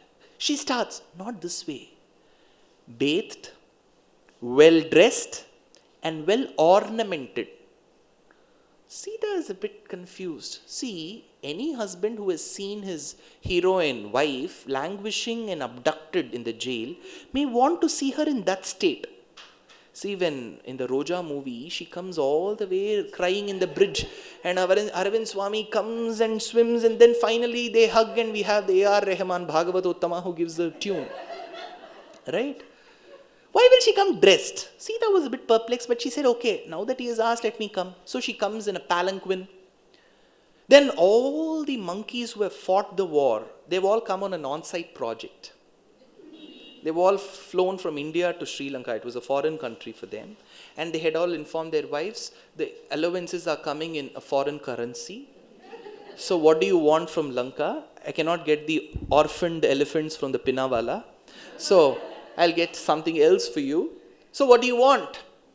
So these monkeys were fighting for a lady called Sita whom they have never seen. So they were eager to see that lady for whom they had fought. And the demons were also equally interested. So while the palanquin was covered, Rama said, put the palanquin down. When all of you have to walk on the streets in the scorching sun, why does this lady alone have to come in a palanquin? Let her also walk. She walks. And as she approaches Rama, Rama tells, fine, see, it's my duty as a husband to protect my wife. I have done that. You seem to have enjoyed the riches of Lanka. You're well ornamented and well dressed. Vibhishana was confused. You were the one who asked her to do this. That's why he said that in secret. Sita was also confused. She looked at Vibhishana. Vibhishana said, no, not me. He asked you to do that. So all three were confused, and Lakshmana, he couldn't even put his head up because of the past memory. You know what Sita said? What should I do now? See, she should have ideally said, it is you who has informed Vibhishana to ask me to come this way. She didn't say that. What should I do now? See, you prove the way you want that you're pure. Rama tells. See, he is the judge. In this case, let's assume Rama is given the role of a judge because he's telling you prove. Because Sita has asked, what should I do now? And Rama tells. Now, in those days, there was an understanding that you use one of the 5 elements to prove of your purity. So, you either touch water, you cross fire. So, Sita tells, somebody has to light the pyre for me so that I can jump into it. So, she cannot ask Rama. See, the judge tells that I have to deposit 50,000 as penalty. I say, sir, you give me 50,000 now. I will deposit that. In 3 months' time, in 2% rate of interest, I will return. I cannot end up asking the judge for that. So the only person besides the judge whom she knows well is Lakshmana. So she goes and tells Lakshmana, please light the fire for me.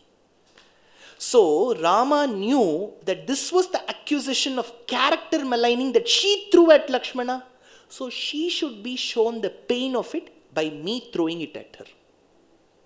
Just because he happens to be the man and she the woman accusing the man and the character maligning doesn't become any less pure just because he happens to be a man. Even if it's the man who's accused, the case is that of a character maligning and she should bear the brunt of it.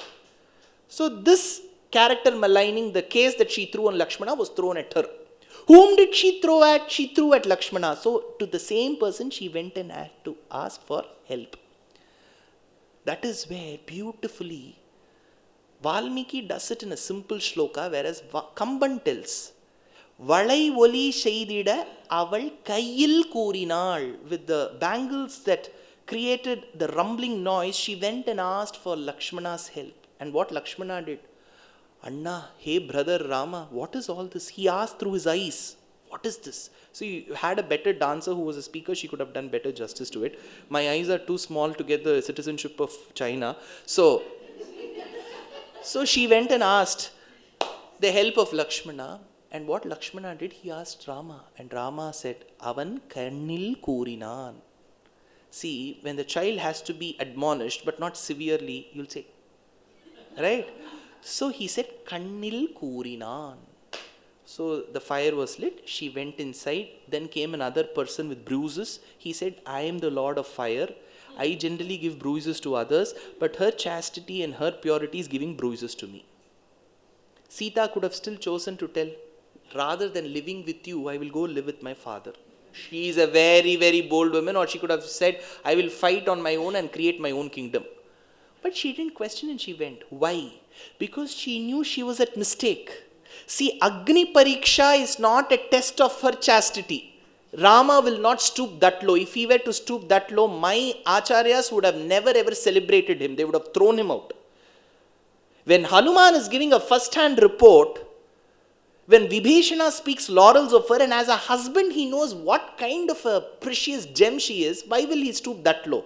It was to tell that even if it is my wife in my kingdom who is maligning another person like Lakshmana, you have to bear the brunt. So Agni Pariksha is a testimony to Rama's impartial judgment and not a question to answer that he stooped that low. If he were to stoop that low, Adi Shankara, Ramanuja, Madhvacharya, Vedanta Deshika, Appaya Dikshita, Vyasa, Valmiki, all our rishis would have not unanimously celebrated him. They had no reason. They had no monetary reason. Dasharatha had not given them shares, ESOPs, to tell that you have to celebrate my son. They got nothing in return. So this is the second question. Third, so we had one question as to why she was abandoned in the forest. Second, why she had to go under the test of fire. Third, a very pertinent question. Even before I get to the question of Vali, is Hanuman was a monkey. Simple, was a monkey. And Hanuman is one very interesting and a very jubilant character of Ramayana. When Hanuman enters Ramayana in Kishkinda Kandam, after interval, that is where the whole work begins showing some colors. With Dasharatha who was crying, with Kaikeyi who was torturing, with a Kaushalya who was helpless, with a Rama who was even more helpless, with a Sita who was married to a helpless. So, the first three kandas are very melancholic in nature. It starts getting the mirth only when we have a character called Hanuman, who is a Vijatiya Vastu, not of the same community. He is of a monkey clan. But the moment we bring Hanuman into picture, we devotees and listeners of Ramayana are jubilant.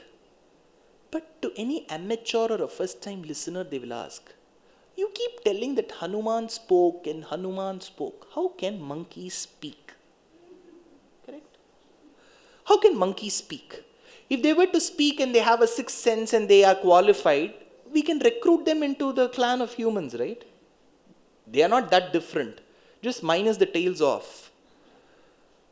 So why would you keep telling that Hanuman spoke? One, this is a question that many may ask you. Second, birds fly. Birds fly. Monkeys jump. But we say Hanuman flew. How can a monkey fly? Is he a bird? If he flew, he was a bird. If he spoke, he was a human. But yet we call him a monkey. How? I'm sure most of you who are elder to me by age, qualification, experience will all be able to relate. Even in your traditional houses or even in the houses that you've lived in a city like Chennai, till about 20-30 years before, sparrows constructing nests in our houses was a very common feature. And if we had those traditional houses where the ceiling will be like 20 feet, you will have lots of nests in the lobbies and in the verandas. And in the traditional houses, just not sparrows, many other birds will construct. But today, in a city life like this, where we live in skyscrapers, we see nests and sparrows only on National Geographic channels. And in the years to come, we may even get to speak of them as extinct species. They will get to the dinosaur category. Say 100 years later, your sixth generation will be telling, there used to live sparrows. They were little birds that had wings and that used to fly. They used to fly in the low levels of troposphere. And here you find the fossils of such I'm sure this was going to happen in 100 years, not even 100, 50 years from now, not even 50, 20 years from now. So right in front of our eyes, we see species getting extinct, not even endangered, extinct. Just not with this, trees. I come from the city, once which was called the Garden City, Bangalore. And in Malleshwaram, if you remember, there used to be a road called Sampige Road, full of sampangi trees. Today you find the road and the board, not the trees. There used to be a parallel road, if you've heard of this road, called Margrosa Road. So that road used to be filled with Margosa trees, but you barely find such trees. So we see flora and fauna getting damaged right in front of our eyes. So it wouldn't be super impossible to imagine that there could have been different species of the monkeys category. Why should we assume? See, if you go see the monkeys of Sholingar temple, they are starkly different from the monkeys of Madhya Pradesh. There is some difference. The butterflies here are different. You know the difference between the Asiatic elephants and the African elephants. So they could all be of the same genus and the same phylum, but they could be of different species. So we could have had monkeys that were super intelligent than the monkeys that we see today. One, is that possible in the humans? See, I happened to go to Nairobi in Kenya for lectures in 2016. So, my karma is such that most of the flights that I fly will be delayed. So, that's how I have to wash away my sins. That's what I've been ordained for. So I was stuck in the airport of Nairobi. So I would have spent an average time of a few hours in most airports of this world. So I was in the Nairobi airport, and that's when I called up my home and said, as usual, the flight is delayed. And they said, okay, you buy something useful for the house, even if you are not one. So I had to buy a pack of Kenyan tea. It was a brand called Ketappa. On the Kattappa, there was a movie. This is a Ketappa. That was a brand. So I got the Ketappa brand of tea, and I was seated in the airport, and then I had to rush to the loo. I knocked at the men's bathroom, and the door opened. I saw one, maybe the Mills and Boons kind of a person, 6.5. That was his height, and dark and lanky, and one of his feet was in the wash basin. So he thought the wash basin is just not for the hands, for the feet as well. So he was that tall, like Trivikramavataram. I don't know if there is one painting. So 1 foot down, the other foot there, the wash basin was there. So I realized that even in humans, we have such people whose legs can stretch that long and can reach that height. So this was a revelation to me. And subsequently, while I worked in Bombay, I had to run a marathon. So it used to happen from Bandra, and TCS was one of our partners. So there's something called as a dream run for those people who are not used to running, but at least used to walking. So the first 6 kilometers I chose to run. And then we had, besides me, there were 2 people standing from Botswana. They were much taller to me. I felt like a malfunctioning pituitary gland person right next to them.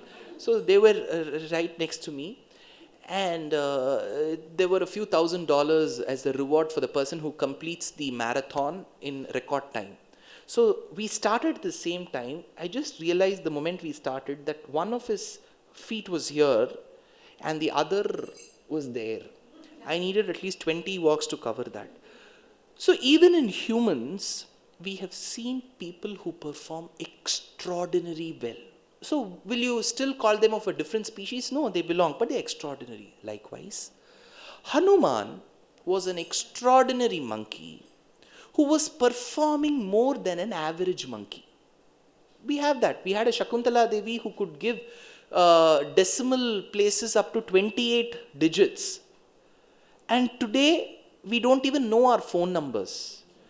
So we had one Shakuntala Devi who could do a calculation of a 10-digit number with a 10-digit number in a record time. And here we don't even know our phone numbers. Whether to include her in the human category or to exclude us from the human category is a pertinent question which we can leave to judgment to a Solomon Papaya who's born only for that. So that's the only person who's been eternally giving judgments for discussions that I've seen from my childhood till I perish. So here, we had monkeys that were performing more than an average monkey. One. Second, when we say that Hanuman spoke, remember, communication need not have to be always the way we perceive communication has to be.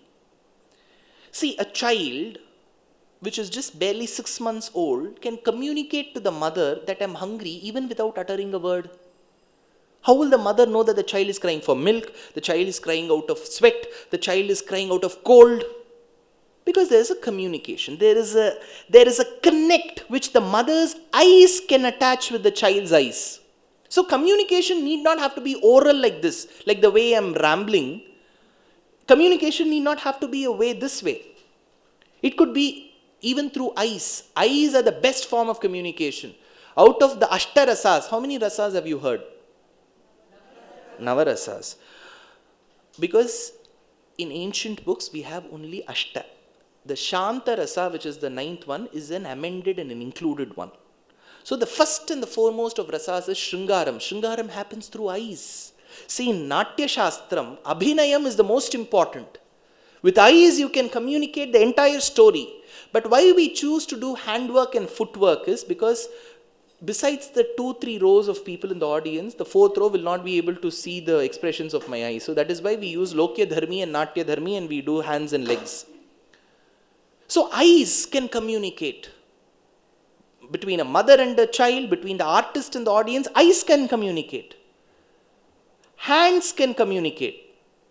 Suppose if you want to ask a person who's a few feet away whether you want to eat, you'll ask this way, why will I shout out of my voice, are you having food?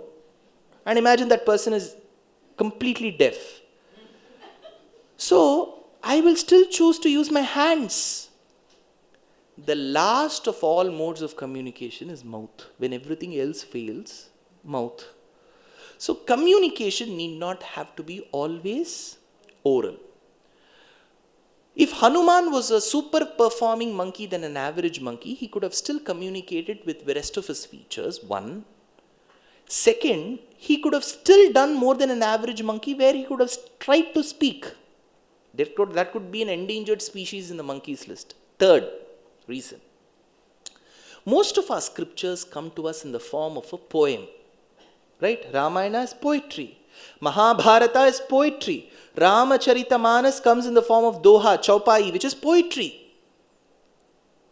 In poem, the poet is given the license to use similes, metaphors, puns, onomatopoeia and so on. He can choose to use the figures of expression and speech to the fullest.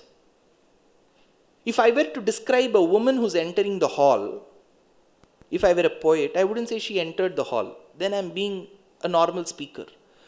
The one with the gait of a swan walked into the room with the breeze of the malli flowers that would grow in the creepers of the Malaya mountains. Here she comes with the locks of hair that flies on either sides like the heroines of the shampoo advertisement. See, this is how I get as a poet, right? See, if I were a poet, I have to describe every act of hers. Now, when a person listens to this description and they look at the woman, they'll find it absolutely in contrast to what I said. Where is the gait and where is the swan? The swan shouldn't learn this kind of a gait. They may even exaggerate. And if I say the smell is that of the malli flowers, they would say, no, malli smells better. So, while a poet describes, every part of the description becomes an exaggeration. When I started driving, my aunt and my mother who were stationed home I said, I'll take you on a drive today in Bangalore, okay? I'll take you on a drive. So going on a drive in Bangalore is the first sin, and accompanying the driver is the second. So my aunt chose to stay at home. She had a daughter who had to get married. So my mother came along. She was ready to sacrifice anything for me. So she sat next to me in the car, and after half an hour, me and my mother, we returned, and my aunt was surprised. So surprised that we came home, and she looked at my mother. How did he drive? How did he drive? He drove? No, he flew.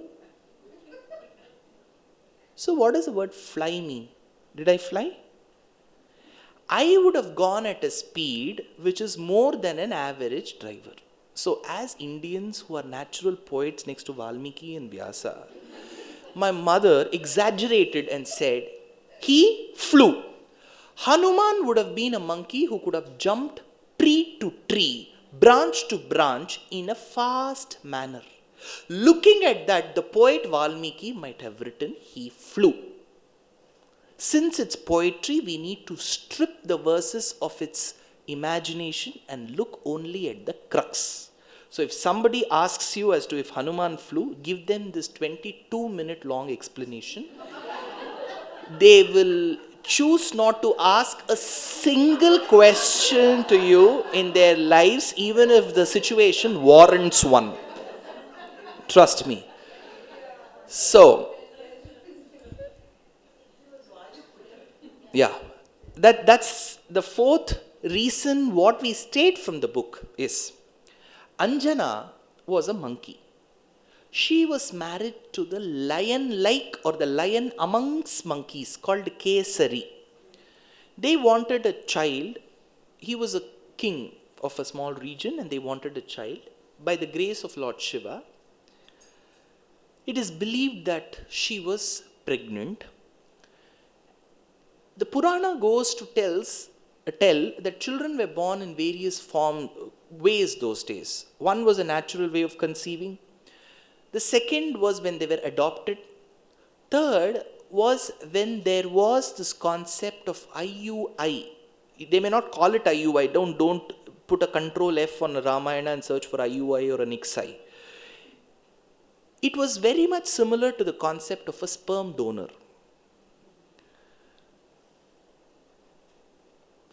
Though the traditionalists may not want to ascribe such medical terms to this, it was very common. And Purana tells that she was impregnated with the force of Vayu. So either it could give rise to a debate of a double mitochondria in one fetus, or again touching a topic which may be close to your children and your grandchildren's hearts, Harry Potter. I think I need the help of the person seated last again. So Harry, though he was born to Lily and James Potter, correct? He could speak the language of the snakes, the parcel tongue. Why? Exactly. So when Voldemort, the demon, wanted to kill, I would have suffered if she was not there today. So you must have resorted to a Google Assistant or a Google search. So while the mother wanted to protect the child, even without the knowledge of the person who wanted to kill the mother, a part of him gets attached to the child and his trait comes to the child. So if the villain could speak the language of the snakes, even the child who was born with a due process could speak. So Vayu impregnated. So this ability to fly was innate in the child. So he could fly much better than the rest of the monkeys. So this could be the other reason. So whichever reason it is, to just negate because I don't see is the wrong way of dealing life. I don't see so many things in my life. I just can't imagine that my ancestors lived without electricity 60 years before. Does it mean that people are lying? There was no electricity. And even if there was one, there used to be so many power cuts. Imagine, the sun was the same, the earth was the same, the sea levels were the same. Might be the average temperature is 39 degrees now, it would have been 37 degrees then. But still people sweated. People had to slog. But there were no air conditions. There were no coolers. There were no fans. So if I go tell this to children of standard 2 in any school in the vicinity, no electricity, they will laugh. Just because I don't get to see a situation with no electricity, it doesn't mean that there was no truth to what I say. So this first thought that I don't see and I will not believe till I see is a very wrong way of dealing with anything in life. I don't know many things. Kattrathu kaiyalavu, kalladadu ulagalavu. Whatever, every day is a learning for us to tell that you don't know this and you don't know that. Positively we can take and say, yes, I'm ready to learn. So Hanuman is one super character. Coming to one last question from Ramayana, which again has been the topic of most discussions and debates, is Vali's death at the hands of Rama. This is going to be a proper court case now. Okay? So it's going to be two advocates, one from Vali's side and one from Rama's side, who is going to fight the case. And first we need to present the case. The case is very simple. Rama and Lakshmana were in search of Sita. Sita was abducted, and this information was given to them first hand by Jatayu, then confirmed by Shabari. So Shabari said, see, any help you want, go and seek from Kishkinta Rajyam, because Shabari was in Maharashtra. Kishkinta is Bellary district, Hampi. So go further south and you will find help. So it was titrated well. In titration in chemistry, it's called the concurrent titer value. You don't arrive at one value, you confirm it. So two people confirmed. So Rama and Lakshmana came further south. At that point in time, from the crevices of Rishyamukha Parvatam, Vali senses two gym-bodied men coming, one dark and one fair. So he tells Hanuman, it was not Vali, it was Sugriva. Sugriva tells Hanuman, who was his strategic advisor and minister when there was no kingdom of his. See, he was a minister in a no kingdom. Whichever case. So he said, Hanuman, you go and spot who these two men are. If you get any sense that they are men who have been dispatched by my brother Vali to kill me, alert me from there. I will run. So Hanuman had to go and check who these two men are. But he couldn't go in his original form because it's a monkey. So to see a monkey speak Sanskrit in those days was itself a wonder. See, most other monkeys were just able to barely communicate, where Hanuman could speak lines and lines and lines of pure Sanskrit. So imagine you go to the Vandalur Zoo with an assumption that we are going to see creatures in creation which are of lesser intelligence value than us. You go to a cage where it's written monkeys and the binomial nomenclature for monkeys, in which parts of the world they are found and what is their cuisine and everything. And you say, okay, let's take a picture of this. You take, and two monkeys walk in front of you. Kvasuryaf prabhavo vamshaha, kvachalpa vishaya matihi, titirshu dustaram mohad, udupe nasmi sagaram. The monkeys recite Raghuvamsham lines. What will we wonder? For an instant we may think that they should be out and we should be in. Right. Asthana snehakarunyam dharma dhurma mihakulam. Asthanam. We are at the wrong place. So Hanuman couldn't go in his original form. So what he did, he took a rubber band, tied his tail, put it inside, tucked it in, because he couldn't have an angavastram. Because brahmacharis have to wear only a single piece of cloth. They cannot wear two. Brahmacharis, unmarried men, traditionally, they were not allowed to chew betel leaf. They cannot apply sandal paste, because all this will induce a desire for them to leave. Only when they have family, they can do all of this. So he tucked his tail in, and then he did some facials to his face, which made him look like a bloated human being's face. So he tried to do everything to showcase that he was a normal human being and not an extraordinary monkey. So he walked in front of Rama and Lakshmana, and as he walked, he could sense some proximity in hearts and emotions to them. Rama saw this man come, and he asked, Lakshmana, who's he? And Hanuman said, Sugriva Sachivo Nama Hanuman Nama Vanaraha. I am a monkey by name Hanuman. He has spent 1.5 hours in the makeup, and he goes and tells, Hanuman Nama Vanaraha. You dress up your grandchild as a tiger, and you say you go to the stage in the fancy dress, I'll take on video. The child goes to the stage. Like a lion and the tiger, it has to roar. It starts crying because in the disguise it is still that of a tiger. In the swabhavam it is still that of a child. Why? Because when you go before the truth, you can speak only the truth. When you come in front of Parabrahmam, you can speak nothing but the truth. Satyam, Satyam, Punas Satyam. So Hanuman spoke, and Rama spoke laurels about the art of speaking, public speaking.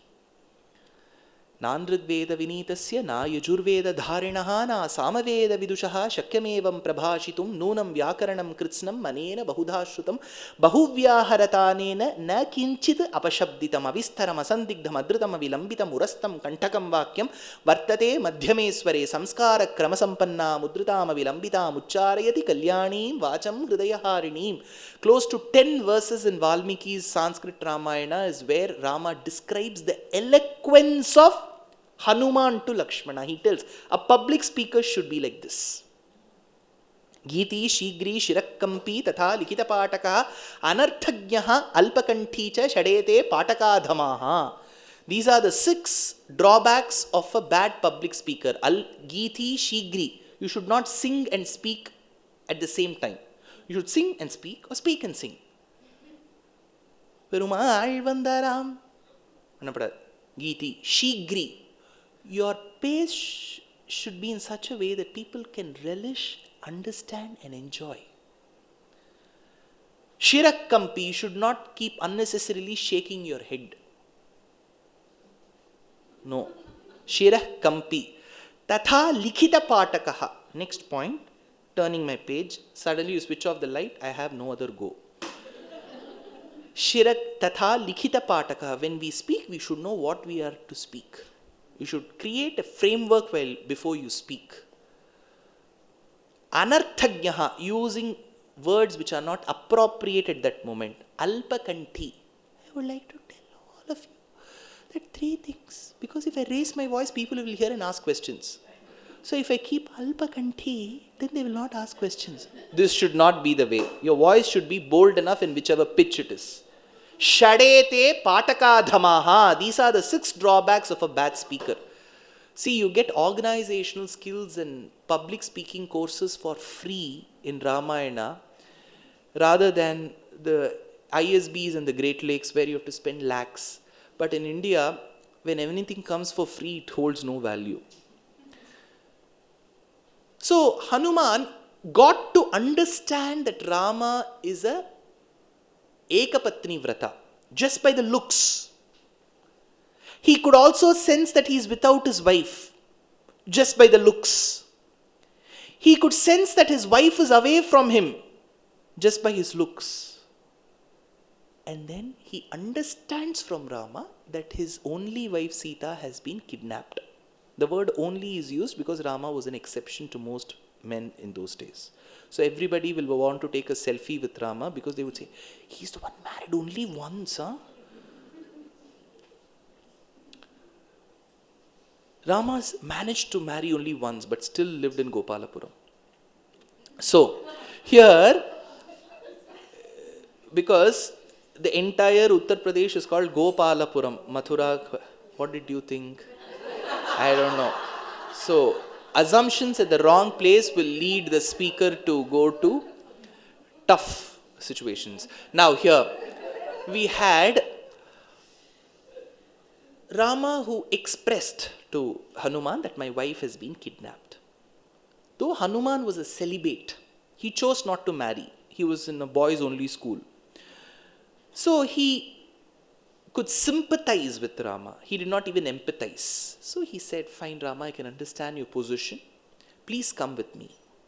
And he took him to the cave of Rishyamukha Parvata, where there was another person whose wife was also kidnapped. Who's Vali's younger brother? Sugriva. So Sugriva is first worried if these two gym-bodied men have been dispatched by Vali. So Hanuman tells, Sugriva, come outside, come. And Sugriva slowly walks in a clandestine fashion, and Hanuman tells, they are not of Vali, they are of a different country. Come here, come sit. See Sugriva, this is Rama. His wife has been kidnapped. Sugriva, same pinch Rama, even my wife has been kidnapped. So that is when Rama realizes in your most tough and vulnerable times, you need to have correlation with unequal partners. So I need to have a correlation with this monkey. So Sugriva, he tells, Sugriva, can you tell me what happened in your past? Sugriva tells, see, Vali and I, we were extremely close and the best of brothers. He was married to a monkey female called as Tara, while I was married to Ruma. We all lived as a one good, happy family. It was at one point in time that my brother fell in love with a damsel, on whom the eyes of another demon called Mayavi was also cast. So Mayavi and Vali were fighting for one woman. So to understand who will win this battle, they had a duel. And this duel happened inside the cave. And my brother informed Sugriva, after 28 days, if I don't return, cover this opening of the mountain with a huge boulder. Assume that I'm dead. On the 28th day, Rama, I could hear the wail of my brother Vali. And I thought my brother was dead. If my brother, who's all powerful and valiant, who's dead at the hands of Mayavi, how will I be able to take this power? So I thought all we monkeys get together and cover the opening of this mountain, this cave, with a huge boulder. And we left. The moment I reached Kishkinta, I'd never wanted to become the king, but my party workers suggested that you have to become the king. We will all become directionless and administrationless. So because of the insistence of my party workers, I became the king Rama. I ruled as a king. In 1 week's time, Vali comes in. People started looking at his feet. If he was real or a ghost. He was real. I went running and I fell at the feet of my brother Vali and said, the kingdom is waiting for you. My brother looked at my crown and said, so all these months and years you were moving with me for this crown, Sugriva? I said, no, they insisted. You were waiting for the kingdom to come. When you have cast your jealous eyes on the kingdom, you are unfit to live in this kingdom. I excommunicate you. But there were 4 people, Rama, who knew that justice was on my side. They were Nala, Neela, Jambavan the bear, and Hanuman. While I was ready to go out of the kingdom, I called my wife Ruma. At that point in time, Vali pulled her and made her sit on his lap and said, she is mine, you go. My wife was also taken away by him. My right to live with dignity in the kingdom of Kishkinta was also taken by him. That is why I am languishing in all melancholy and pain in this cave of Rishyamukha. My brother is sending men to kill me, but he is unable to send them here. Rama asked why. Because while my brother Vali fought Mayavi's brother, you remember Mayavi? Mayavi's brother, he was called Dundubhi. He came as a huge buffalo. And my brother Vali fought with this buffalo called Dundubhi and kicked him out here. And this place, Rama, happened to be the hermitage of a rishi called Matanga. Since the carcass of the animal fell here, the rishi cursed Vali that if you come to this place, your head will burst into 1,000 splinters. So my brother refuses to come here. That is why I am living happily here, Rama. I fell at the feet of my brother Vali to tell, hey Vali, I have committed no crime. You are my dear brother. I have no ill feelings towards you nor the kingdom. Please forgive me. Rama stopped. He said, Sugriva, come again. Did you seek forgiveness from your brother? Yes, Rama. Did you fall at his feet? Yes, Rama. Did he forgive you? No. Okay. Fine. Sugriva, you go summon your brother Vali for a war. Sugriva said, see, I trust in you completely, Rama. There's no question of mistrust. But my brother is very powerful. I know you are also very powerful. You look like a very good, well-toned body. Huh? But I need to test. Right? You will agree with me. You will appreciate that. So what should I do? Asked Rama. See, I'll show you a set of 7 trees here. My brother Vali, he will shoot 1 arrow each at one tree. Great warrior he is. What Rama did? Okay, I need to shoot, right? He took the arrow from his quiver, placed it in the bow and strung it hard. This single arrow could pierce each of the Sala trees and continued going further, tells Kamban. Why? Because by mistake, the input statement what Rama had programmed in the arrow, which should have been scanf 7 trees, instead of 7 trees, he had put 7. So the arrow thought that those things which are in a set of 7 has to be pierced. So they continued going further after piercing the trees, and the Saptarishis were flabbergasted. So they said, Vishwamitra, you come and join, let's become 8. So instead, finding no other sets of 7, it seems Rama's arrow came back to his quiver. Tirumbi vandadam Ramanin Pagadi. So it came back. Now, Sugriva could sense Rama's power. Then he tells Rama one more. See, this is the fossil of that buffalo which fell from Vali's prowess. What will you do to this? So Rama kicked with his toe and it flew elsewhere. Dundubhi kankala kuta dura vikshepa daksha dakshinetara padangushta darachalana vishwasta suhridashaya, tells Vedanta Deshika. So finally Rama proved his valor to to Sugriva. Now Sugriva goes and summons his brother Vali for a duel. Edutturappi vandu por eduttiyer adarpannan nadittallangal kottivai maditteduturangu tol urangu Vali thinse vittulakkenne. So Vali now sees and senses, how come my brother, who is generally very careful about fighting, suddenly gets the courage to fight me? His wife Tara tells, see, I understand from sources revealed, that he has got in correlation with a powerful partner called as Rama. That time, Vali tells, how dare you doubt the personification of Dharma called Rama, that he will have a correlation with my brother and interfere in our familial matters. So, Vali had a good opinion about Rama. He goes and fights. The first day was absolute disaster. Sugriva happens to get bruises all through the body. Then he returns and tells Rama, why have you done this to me? I have done no harm to you. Why did you want to avenge for some incident on me? Rama tells, see, I knew that you were getting hurt because of Vali, but I was not sure who was Vali and who was Sugriva, but I knew you were getting hurt. How is this possible, Rama? That you didn't know which of the two of us was Sugriva or Vali, but you knew that I was getting hurt, because there's a general dictum, Sugriva, that who hits is Vali and who receives it is Sugriva. So, the next day, Rama adorned the chest of Sugriva with a garland of Gaja Pushpi flowers and sent him. So he knew who was Sugriva, who was Vali, and both of them were fighting. That is when Rama shot an arrow. Now comes the question. Where did he shoot it from?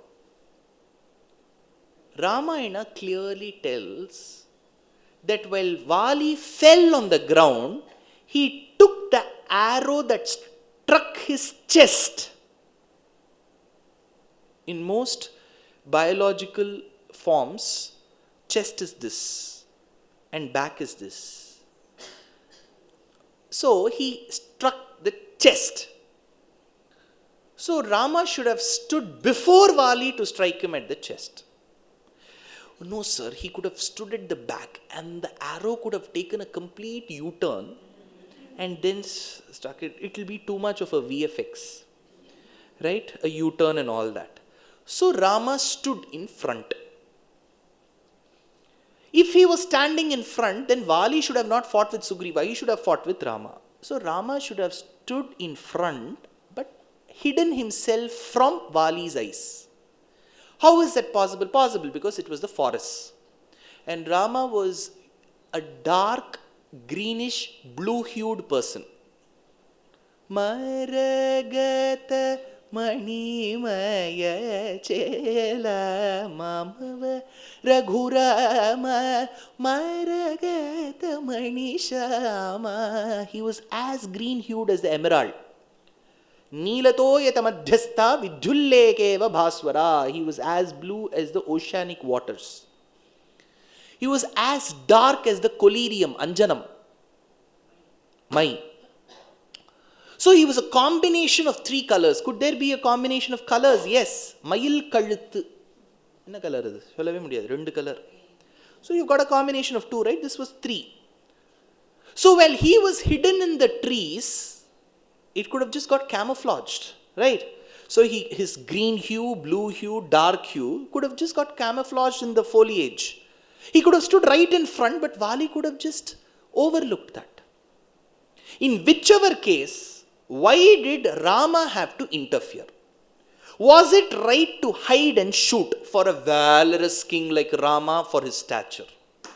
Was Vali right in questioning Rama?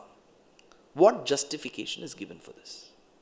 The moment the arrow struck the chest of Vali, Vali takes it and sees what is written on it. In those days, it was customized arrows. So like the mugs and the t-shirts, Namo again, the saris of Surat that have his photo, likewise you can have arrows that come with the letters of the person. Kamban tells, Tamil poet, Rama ennum semmai ser namam tannai kangalal theriya kandan. It seems Rama was inscribed on the arrow. So it was written, so there's no way that Rama can say, see, somebody stole my arrow and hid. So it must have been his arrow. And there were not too many Ramas during Rama's time. See, in most of our families, at least in the Tambram families that I know, there will be 4 Srinivasans. J. Srinivasan, P. Srinivasan, M. Srinivasan. So we start ascribing nicknames to that. Ashata Srinivasan,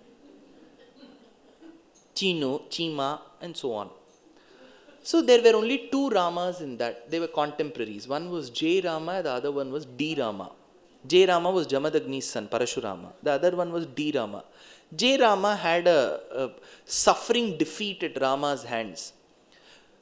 Ghana kupita bhrugurama garvaharamita saketam bhavayami raghuramam.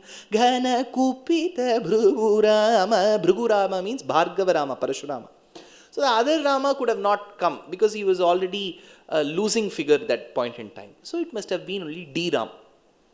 So Rama was written on the arrow. So Rama then slowly walks with the gait of an elephant. See, I'm a poet. So he walks and stands in front of the fallen Vali. And Vali tells, Vali's eyes are filled with tears because of pain. He looks at Rama clearly and says, Rama, this is absolutely a family matter between me and my brother. Who are you, a third person who doesn't even belong to the category of monkeys, to come and interfere from the north? Go back, Rama. Hashtag. So, who are you to interfere from the north? Why are you interfering in our problems? It's a regional problem. Why are you interfering? Now, had we been in Rama's position, we would have retaliated. No, you have no rights. It's my democratic right under section. Rama paved a patient ear to the speaker. See, a good speaker should always be or will always be a good listener. Stephen Covey, in the 7 Habits of Highly Effective People, talks about the 4th principle. Listen first to understand and then be understood. Look at the 9 o'clock and 10 o'clock news debates. Ichuvai tavira yan poi, indiraloga maalum. I will rather choose to get emancipation rather than staying here. Nobody is a listener there. Everybody shouts. Probably they are paid to shout. At least you have called me here to do that. Right? But there are 10. So Rama listens. So he says, it's a family matter. Why did you interfere? Rama, that's your region, Ayodhya. This is Kishkinta. You have come crossing territories and you're interfering in our internal political matter. Rama listens. Rama, now I understand what could have gone wrong and why you have committed this heinous crime of shooting an arrow at me. Because probably you have lost your wife. See, a person who has lost somebody who's very close will get depressed, will get a disorder, and will want to seek revenge for his wife's loss and will hit on anybody whom he comes across. You came across a monkey like me, you have hit me because you have lost your wife. Had you had your wife next to you who is a personification of mercy, she wouldn't have let this happen. Had Sita been there, this would have not happened, Rama. Rama listens. Rama, I've heard that you are the son of Dasharatha, your D Rama, right? That's what your arrow states. Your father, even though he was against sending his eldest of the sons, the apple to his eye called Rama, to the forest, he sent because he wanted to adhere to the promise he had kept. Satya Paripalanam. Even if he was against it, he sent you to the forest. You are the son of a person who held truth at that high a pedestal. You are born before Bharata, to whom kingdom was given on a golden platter. But he refused to accept the kingdom, stating that it is my elder brother who has to rule and I will not rule. He adhered to Dharma, that brother called Bharata, and you are born before him. You are born to Dasharatha and you are born before Bharata.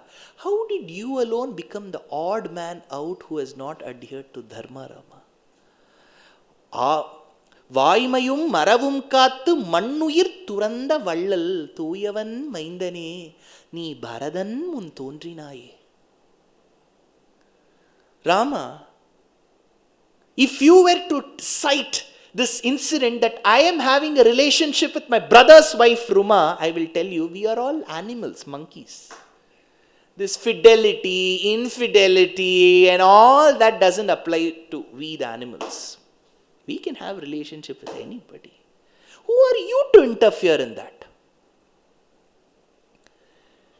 And had you had the valor and audacity, you must have stood in front of me and fought. Did Manu Dharma Shastra teach you, Rama, that if you are upset with a monkey, you can go strike the monkey with an arrow? Did you ever learn this from Manu Dharma Shastra? Rama listens. Lakshmana tells, he is accusing you, Rama. Wait, I will try to defend. Lakshmana, let him speak. Vali, are you done with all your accusations? I gave a patient listening. Are you done? You can ask the same question to me. I'll be done. So, we started 11 minutes late. So that's why this. Here, Rama listens and then he says, Vali, can I speak? He says, Vali, you were telling that this is a different kingdom and I belong to a different kingdom. Have you checked with your auditor? He files returns for your kingdom's expenditure and income. To which processing office does it go? Call your auditor. Auditor said, we send it to Ayodhya, main road, Ayodhya. So, Mr. Vali, though you are a kingdom who's autonomous, you still come under the jurisdiction of Ayodhya. Any crimes that are reported in your kingdom, the action has to be taken by the disciplinary committee from Ayodhya. Ikshvakunam iyam bhumihi sashaila vanakanana. All these mountains and the forests that you see around, they are all registered in Ayodhya office. So don't ask why, if I commit here, why are you coming and asking? We are duty bound to ask. And if you ask me why I am asking, I have been dispatched as a supervisor by the Padukas and Bharata from Ayodhya to go on a touring job and check if things are fine in the kingdom. So I have come here. Oh, your second thing was, Vali, as to I am doing all these things because I have lost my wife. So even before me informing or anybody informing, you are aware that my wife is missing and she has been kidnapped. How did you know, Vali? Vali said, no, that is because I will tell you, Vali, because you have an understanding with Ravana. Ravana had an understanding with Vali that I will commit crimes, you should not ask. You commit crimes, I will not ask. If two ministers of neighboring kingdoms say, I will involve myself in a scam, you should not tell my name. When you involve, I will not tell. Is this the way a government runs? While Ravana was caught in a Me Too, you were also caught in a Me Too. You misbehaved with your brother's wife. So, you knew that my wife has been kidnapped by Ravana, but you didn't have the audacity to ask him because he will ask you. So as my wife cried for help while she was abducted by Ravana and Pushpaka Vimana over your region, as an administrator, you should have stopped and helped that helpless woman. Rather, okay, all of you look down. Don't look up, don't look up. So you tried to cover that up because you wanted to cover your own evil thoughts. So you were aware that my wife has been kidnapped, yet you didn't do the rule of an administrator. No, Rama, don't say that. That comes under a different, that is a different country, Vienna Convention, Geneva Convention. It goes to a different country. See, if a T3 police station inspector comes to a T4 area and a woman has been crying for help, the lady tells, go help, you're a police. No, I'm from T3 police station, I cannot help. So you should have helped my wife, but you wouldn't do. You were just a spectator. Bye, Sita. So, while you misbehaved with your brother's wife, you also saw and were a witness to the misbehavior of another person. And you are telling me that Manudharma Shastram tells of all this. The moment you utter words like Manudharma Shastram, you cannot call yourself a monkey anymore. You have risen above differences and you have entered into the human category. Which dog will say, suppose I go hit a dog, the dog says, see, as per Article 35F and 49B, you are not allowed to hit me. No, that is helpless. But today as a monkey, you are citing Manudharma Shastram, so you are not a monkey. When you are not a monkey, you don't raise this question of we don't have fidelity or infidelity. See, that issue will come only when you are not aware of rules. When you are aware of the rule book and the rule, then you can never say, no, I know the rule book, but we still choose to remain in the world of infidelity. Don't say that, Vali. Vali, well, I heard the account of your brother Sugriva. Your brother fell at your feet and said, forgive me, my brother Vali. When somebody does Sharanagati and seeks forgiveness, you don't forgive that person. The person who is not forgiven is worthy to be killed.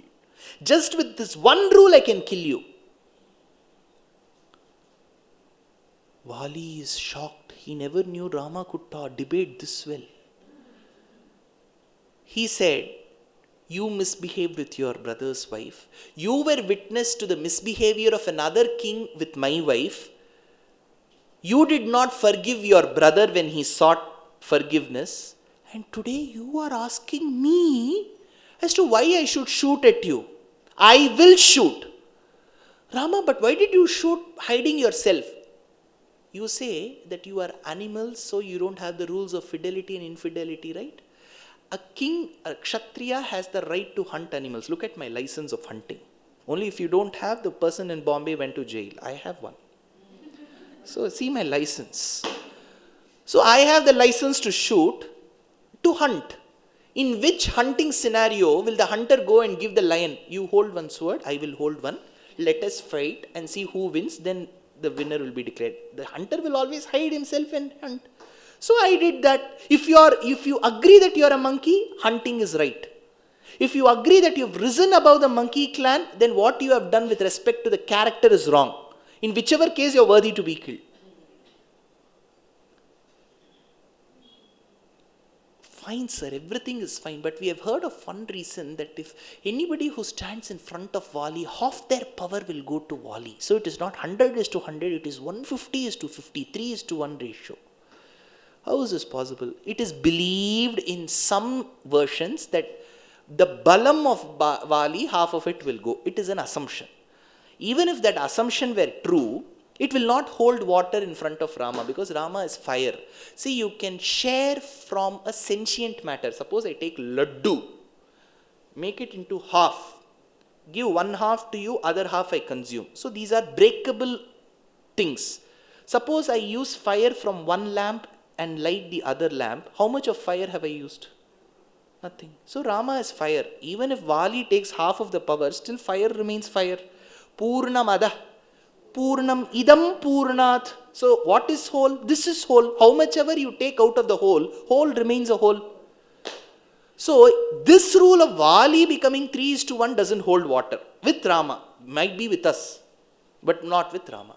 But why should he hide and fight? See, at the commencement of Ramayana, all the celestials headed by Indra go to the Milky Ocean and seek Vishnu's grace. They say that you have to annihilate demons like Ravana, please be born. Rama chooses to be born as, the Lord chooses to be born as Rama. Shankham and Chakram as Bharata and Shatrughna. Adisesha as Lakshmana. Vayu as Hanuman. Indra as Vali. Surya as Sugriva. Vishwakarma as Nala. Agni as Neela. So every celestial is coming as a group project to restore dharma in this world. That time Indra tells, I will support you, Rama, in your mission as a monkey. So Indra was born as Vali. So in the pursuit of happiness and victory against Ravana, when the Lord was born as Rama, ideally Vali should have helped Rama. But what did he do? In turn, he had a MOU with Ravana. How is this? See, imagine there is a 2-day play. First day play is on Ramayana.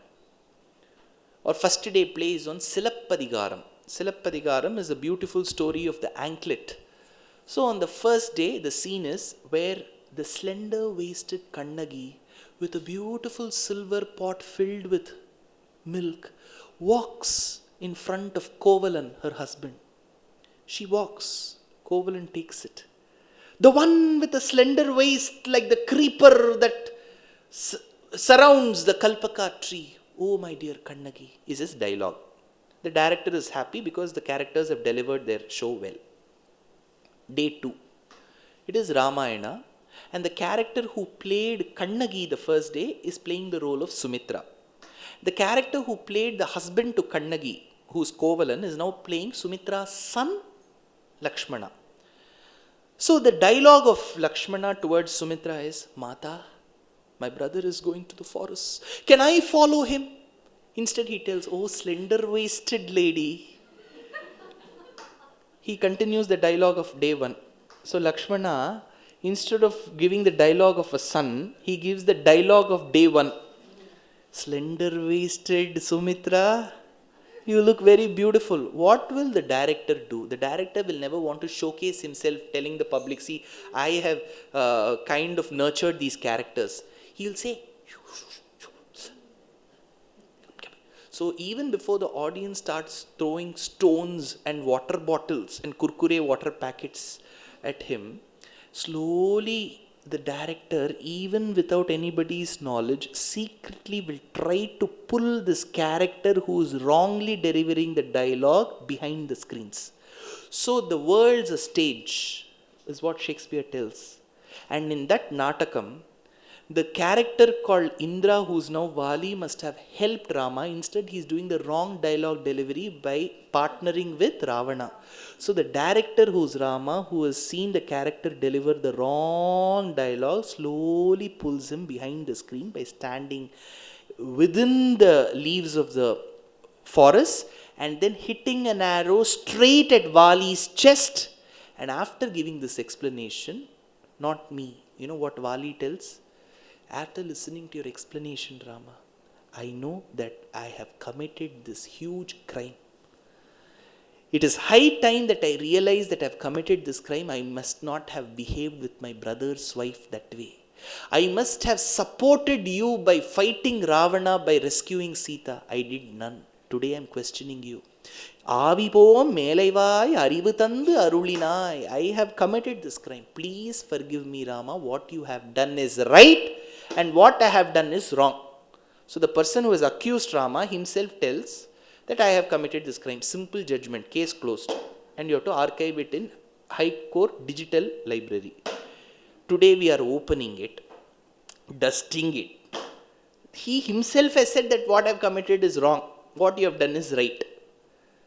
Simple case. See, there was no compulsion on Vali to finally say that what you have done is right. When he knew he was dying, he could have said, you have committed a crime, you have committed a crime, you have committed a crime. He could have gone this way, right? But why didn't he do that? Because he knew even while dying, you have to get enlightenment and you have to agree to your mistakes. So, Vali killing by Rama is absolutely justified as per Ramayana, and only if we are hell-bent as to somehow disagree with Rama and Valmiki in some way or the other because of our preconceived notions and prejudices, we can choose to be that way, because the religion also gives ample space for non-believers too. So this is that kind of a religion that respects and regards non-believers. But as per Ramayana, what Rama did was absolutely right, with lot of justifications, where the accuser himself tells that what I have committed is wrong and what you have done is right. Case closed and archived. So we have dealt with questions like Sita in her state of pregnancy being abandoned, Sita while being languished in the jail of Lanka, finally having to undergo the test of fire called Agni Pariksha, a super monkey called Hanuman, who could speak, who could fly, who could do everything what even a human being can't do. And finally, the pertinent question of whether it was justifiable on the part of Rama to have quietly killed Vali. So these were a few questions. There could be many more questions. Alpascha kalo bhavascha vighnaha. Time is very, very limited. So we have utilized 2 hours and 33 minutes in dealing with these questions. I'm sure you will have many more questions, and I'm sure you'll be aware of many elderly preceptors and scholars who will give better justifications and answers to it. So all I would urge or coax each of you is to spend some time every day in reading. Probably we may nod our heads, but when it comes to reality, it is very, very important that we read, we spend our time. If we don't make time to acquire knowledge, knowledge will never come on its own. We have to seek for knowledge.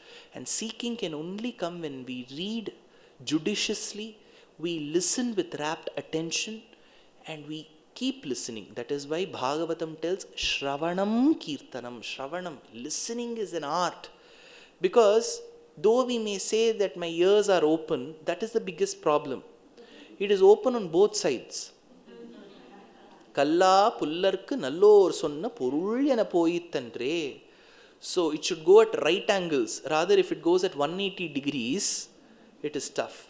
So we should practice the art of listening, because Sanatana-Dharma is one particular civilization or religion, let's use the word, that doesn't believe in luring people through money. We don't have any.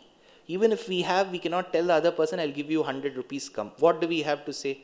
Because we as a religion believe that only through sufferings we can wash away our sins. Only through karma. If there is karma, I have to suffer. Only if you accept this reality, you will relish this religion.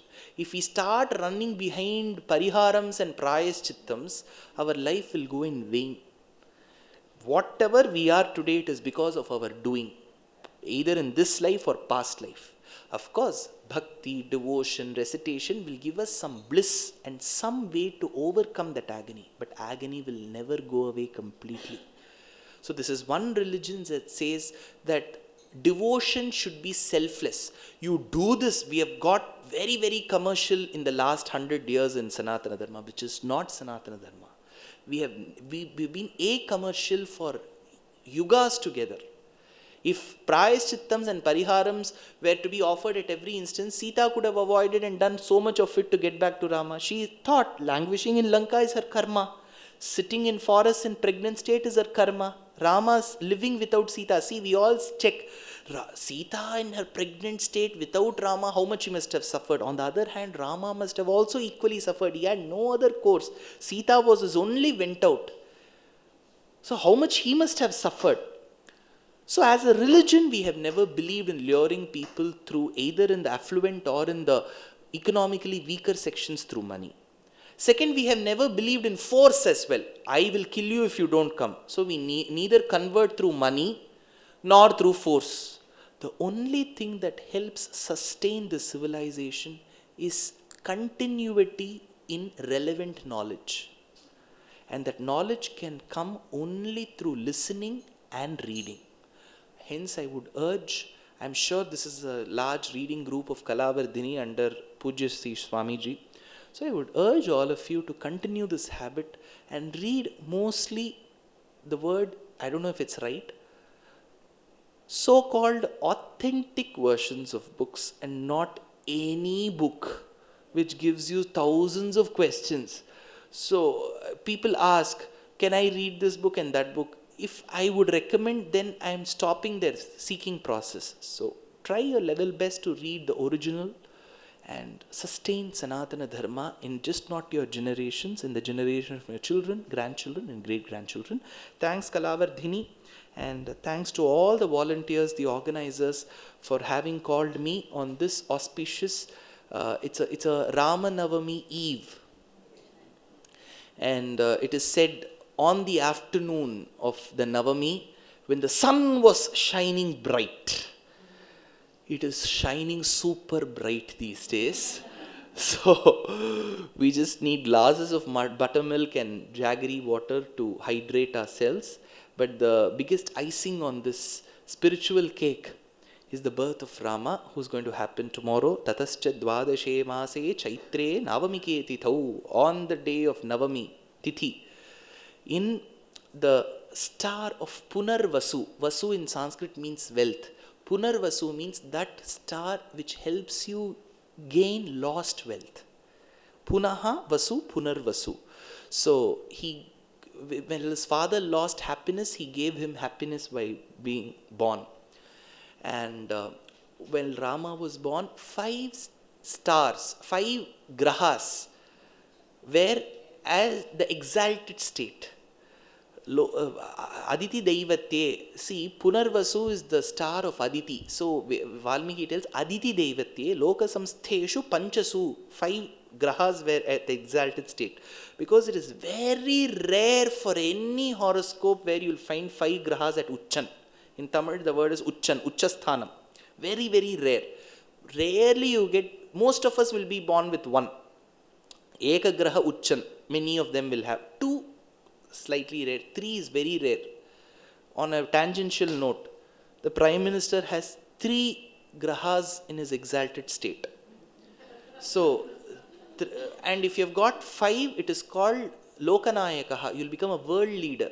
Panchauche Lokanayakaha. And Rama escaped from a yoga called Kemadruma Yoga. Those of you who are interested in horoscope, you can do research in this. Kemadruma Yoga is one yoga where it will lead to a permanent separation in a couple. And Rama escaped just by a whisk. So that is why he had to get separated quite often, but it was not eternal separation. So that's how we see Rama's horoscope. It's a beautiful case study for those of you who are interested in Jyotishya Shastram.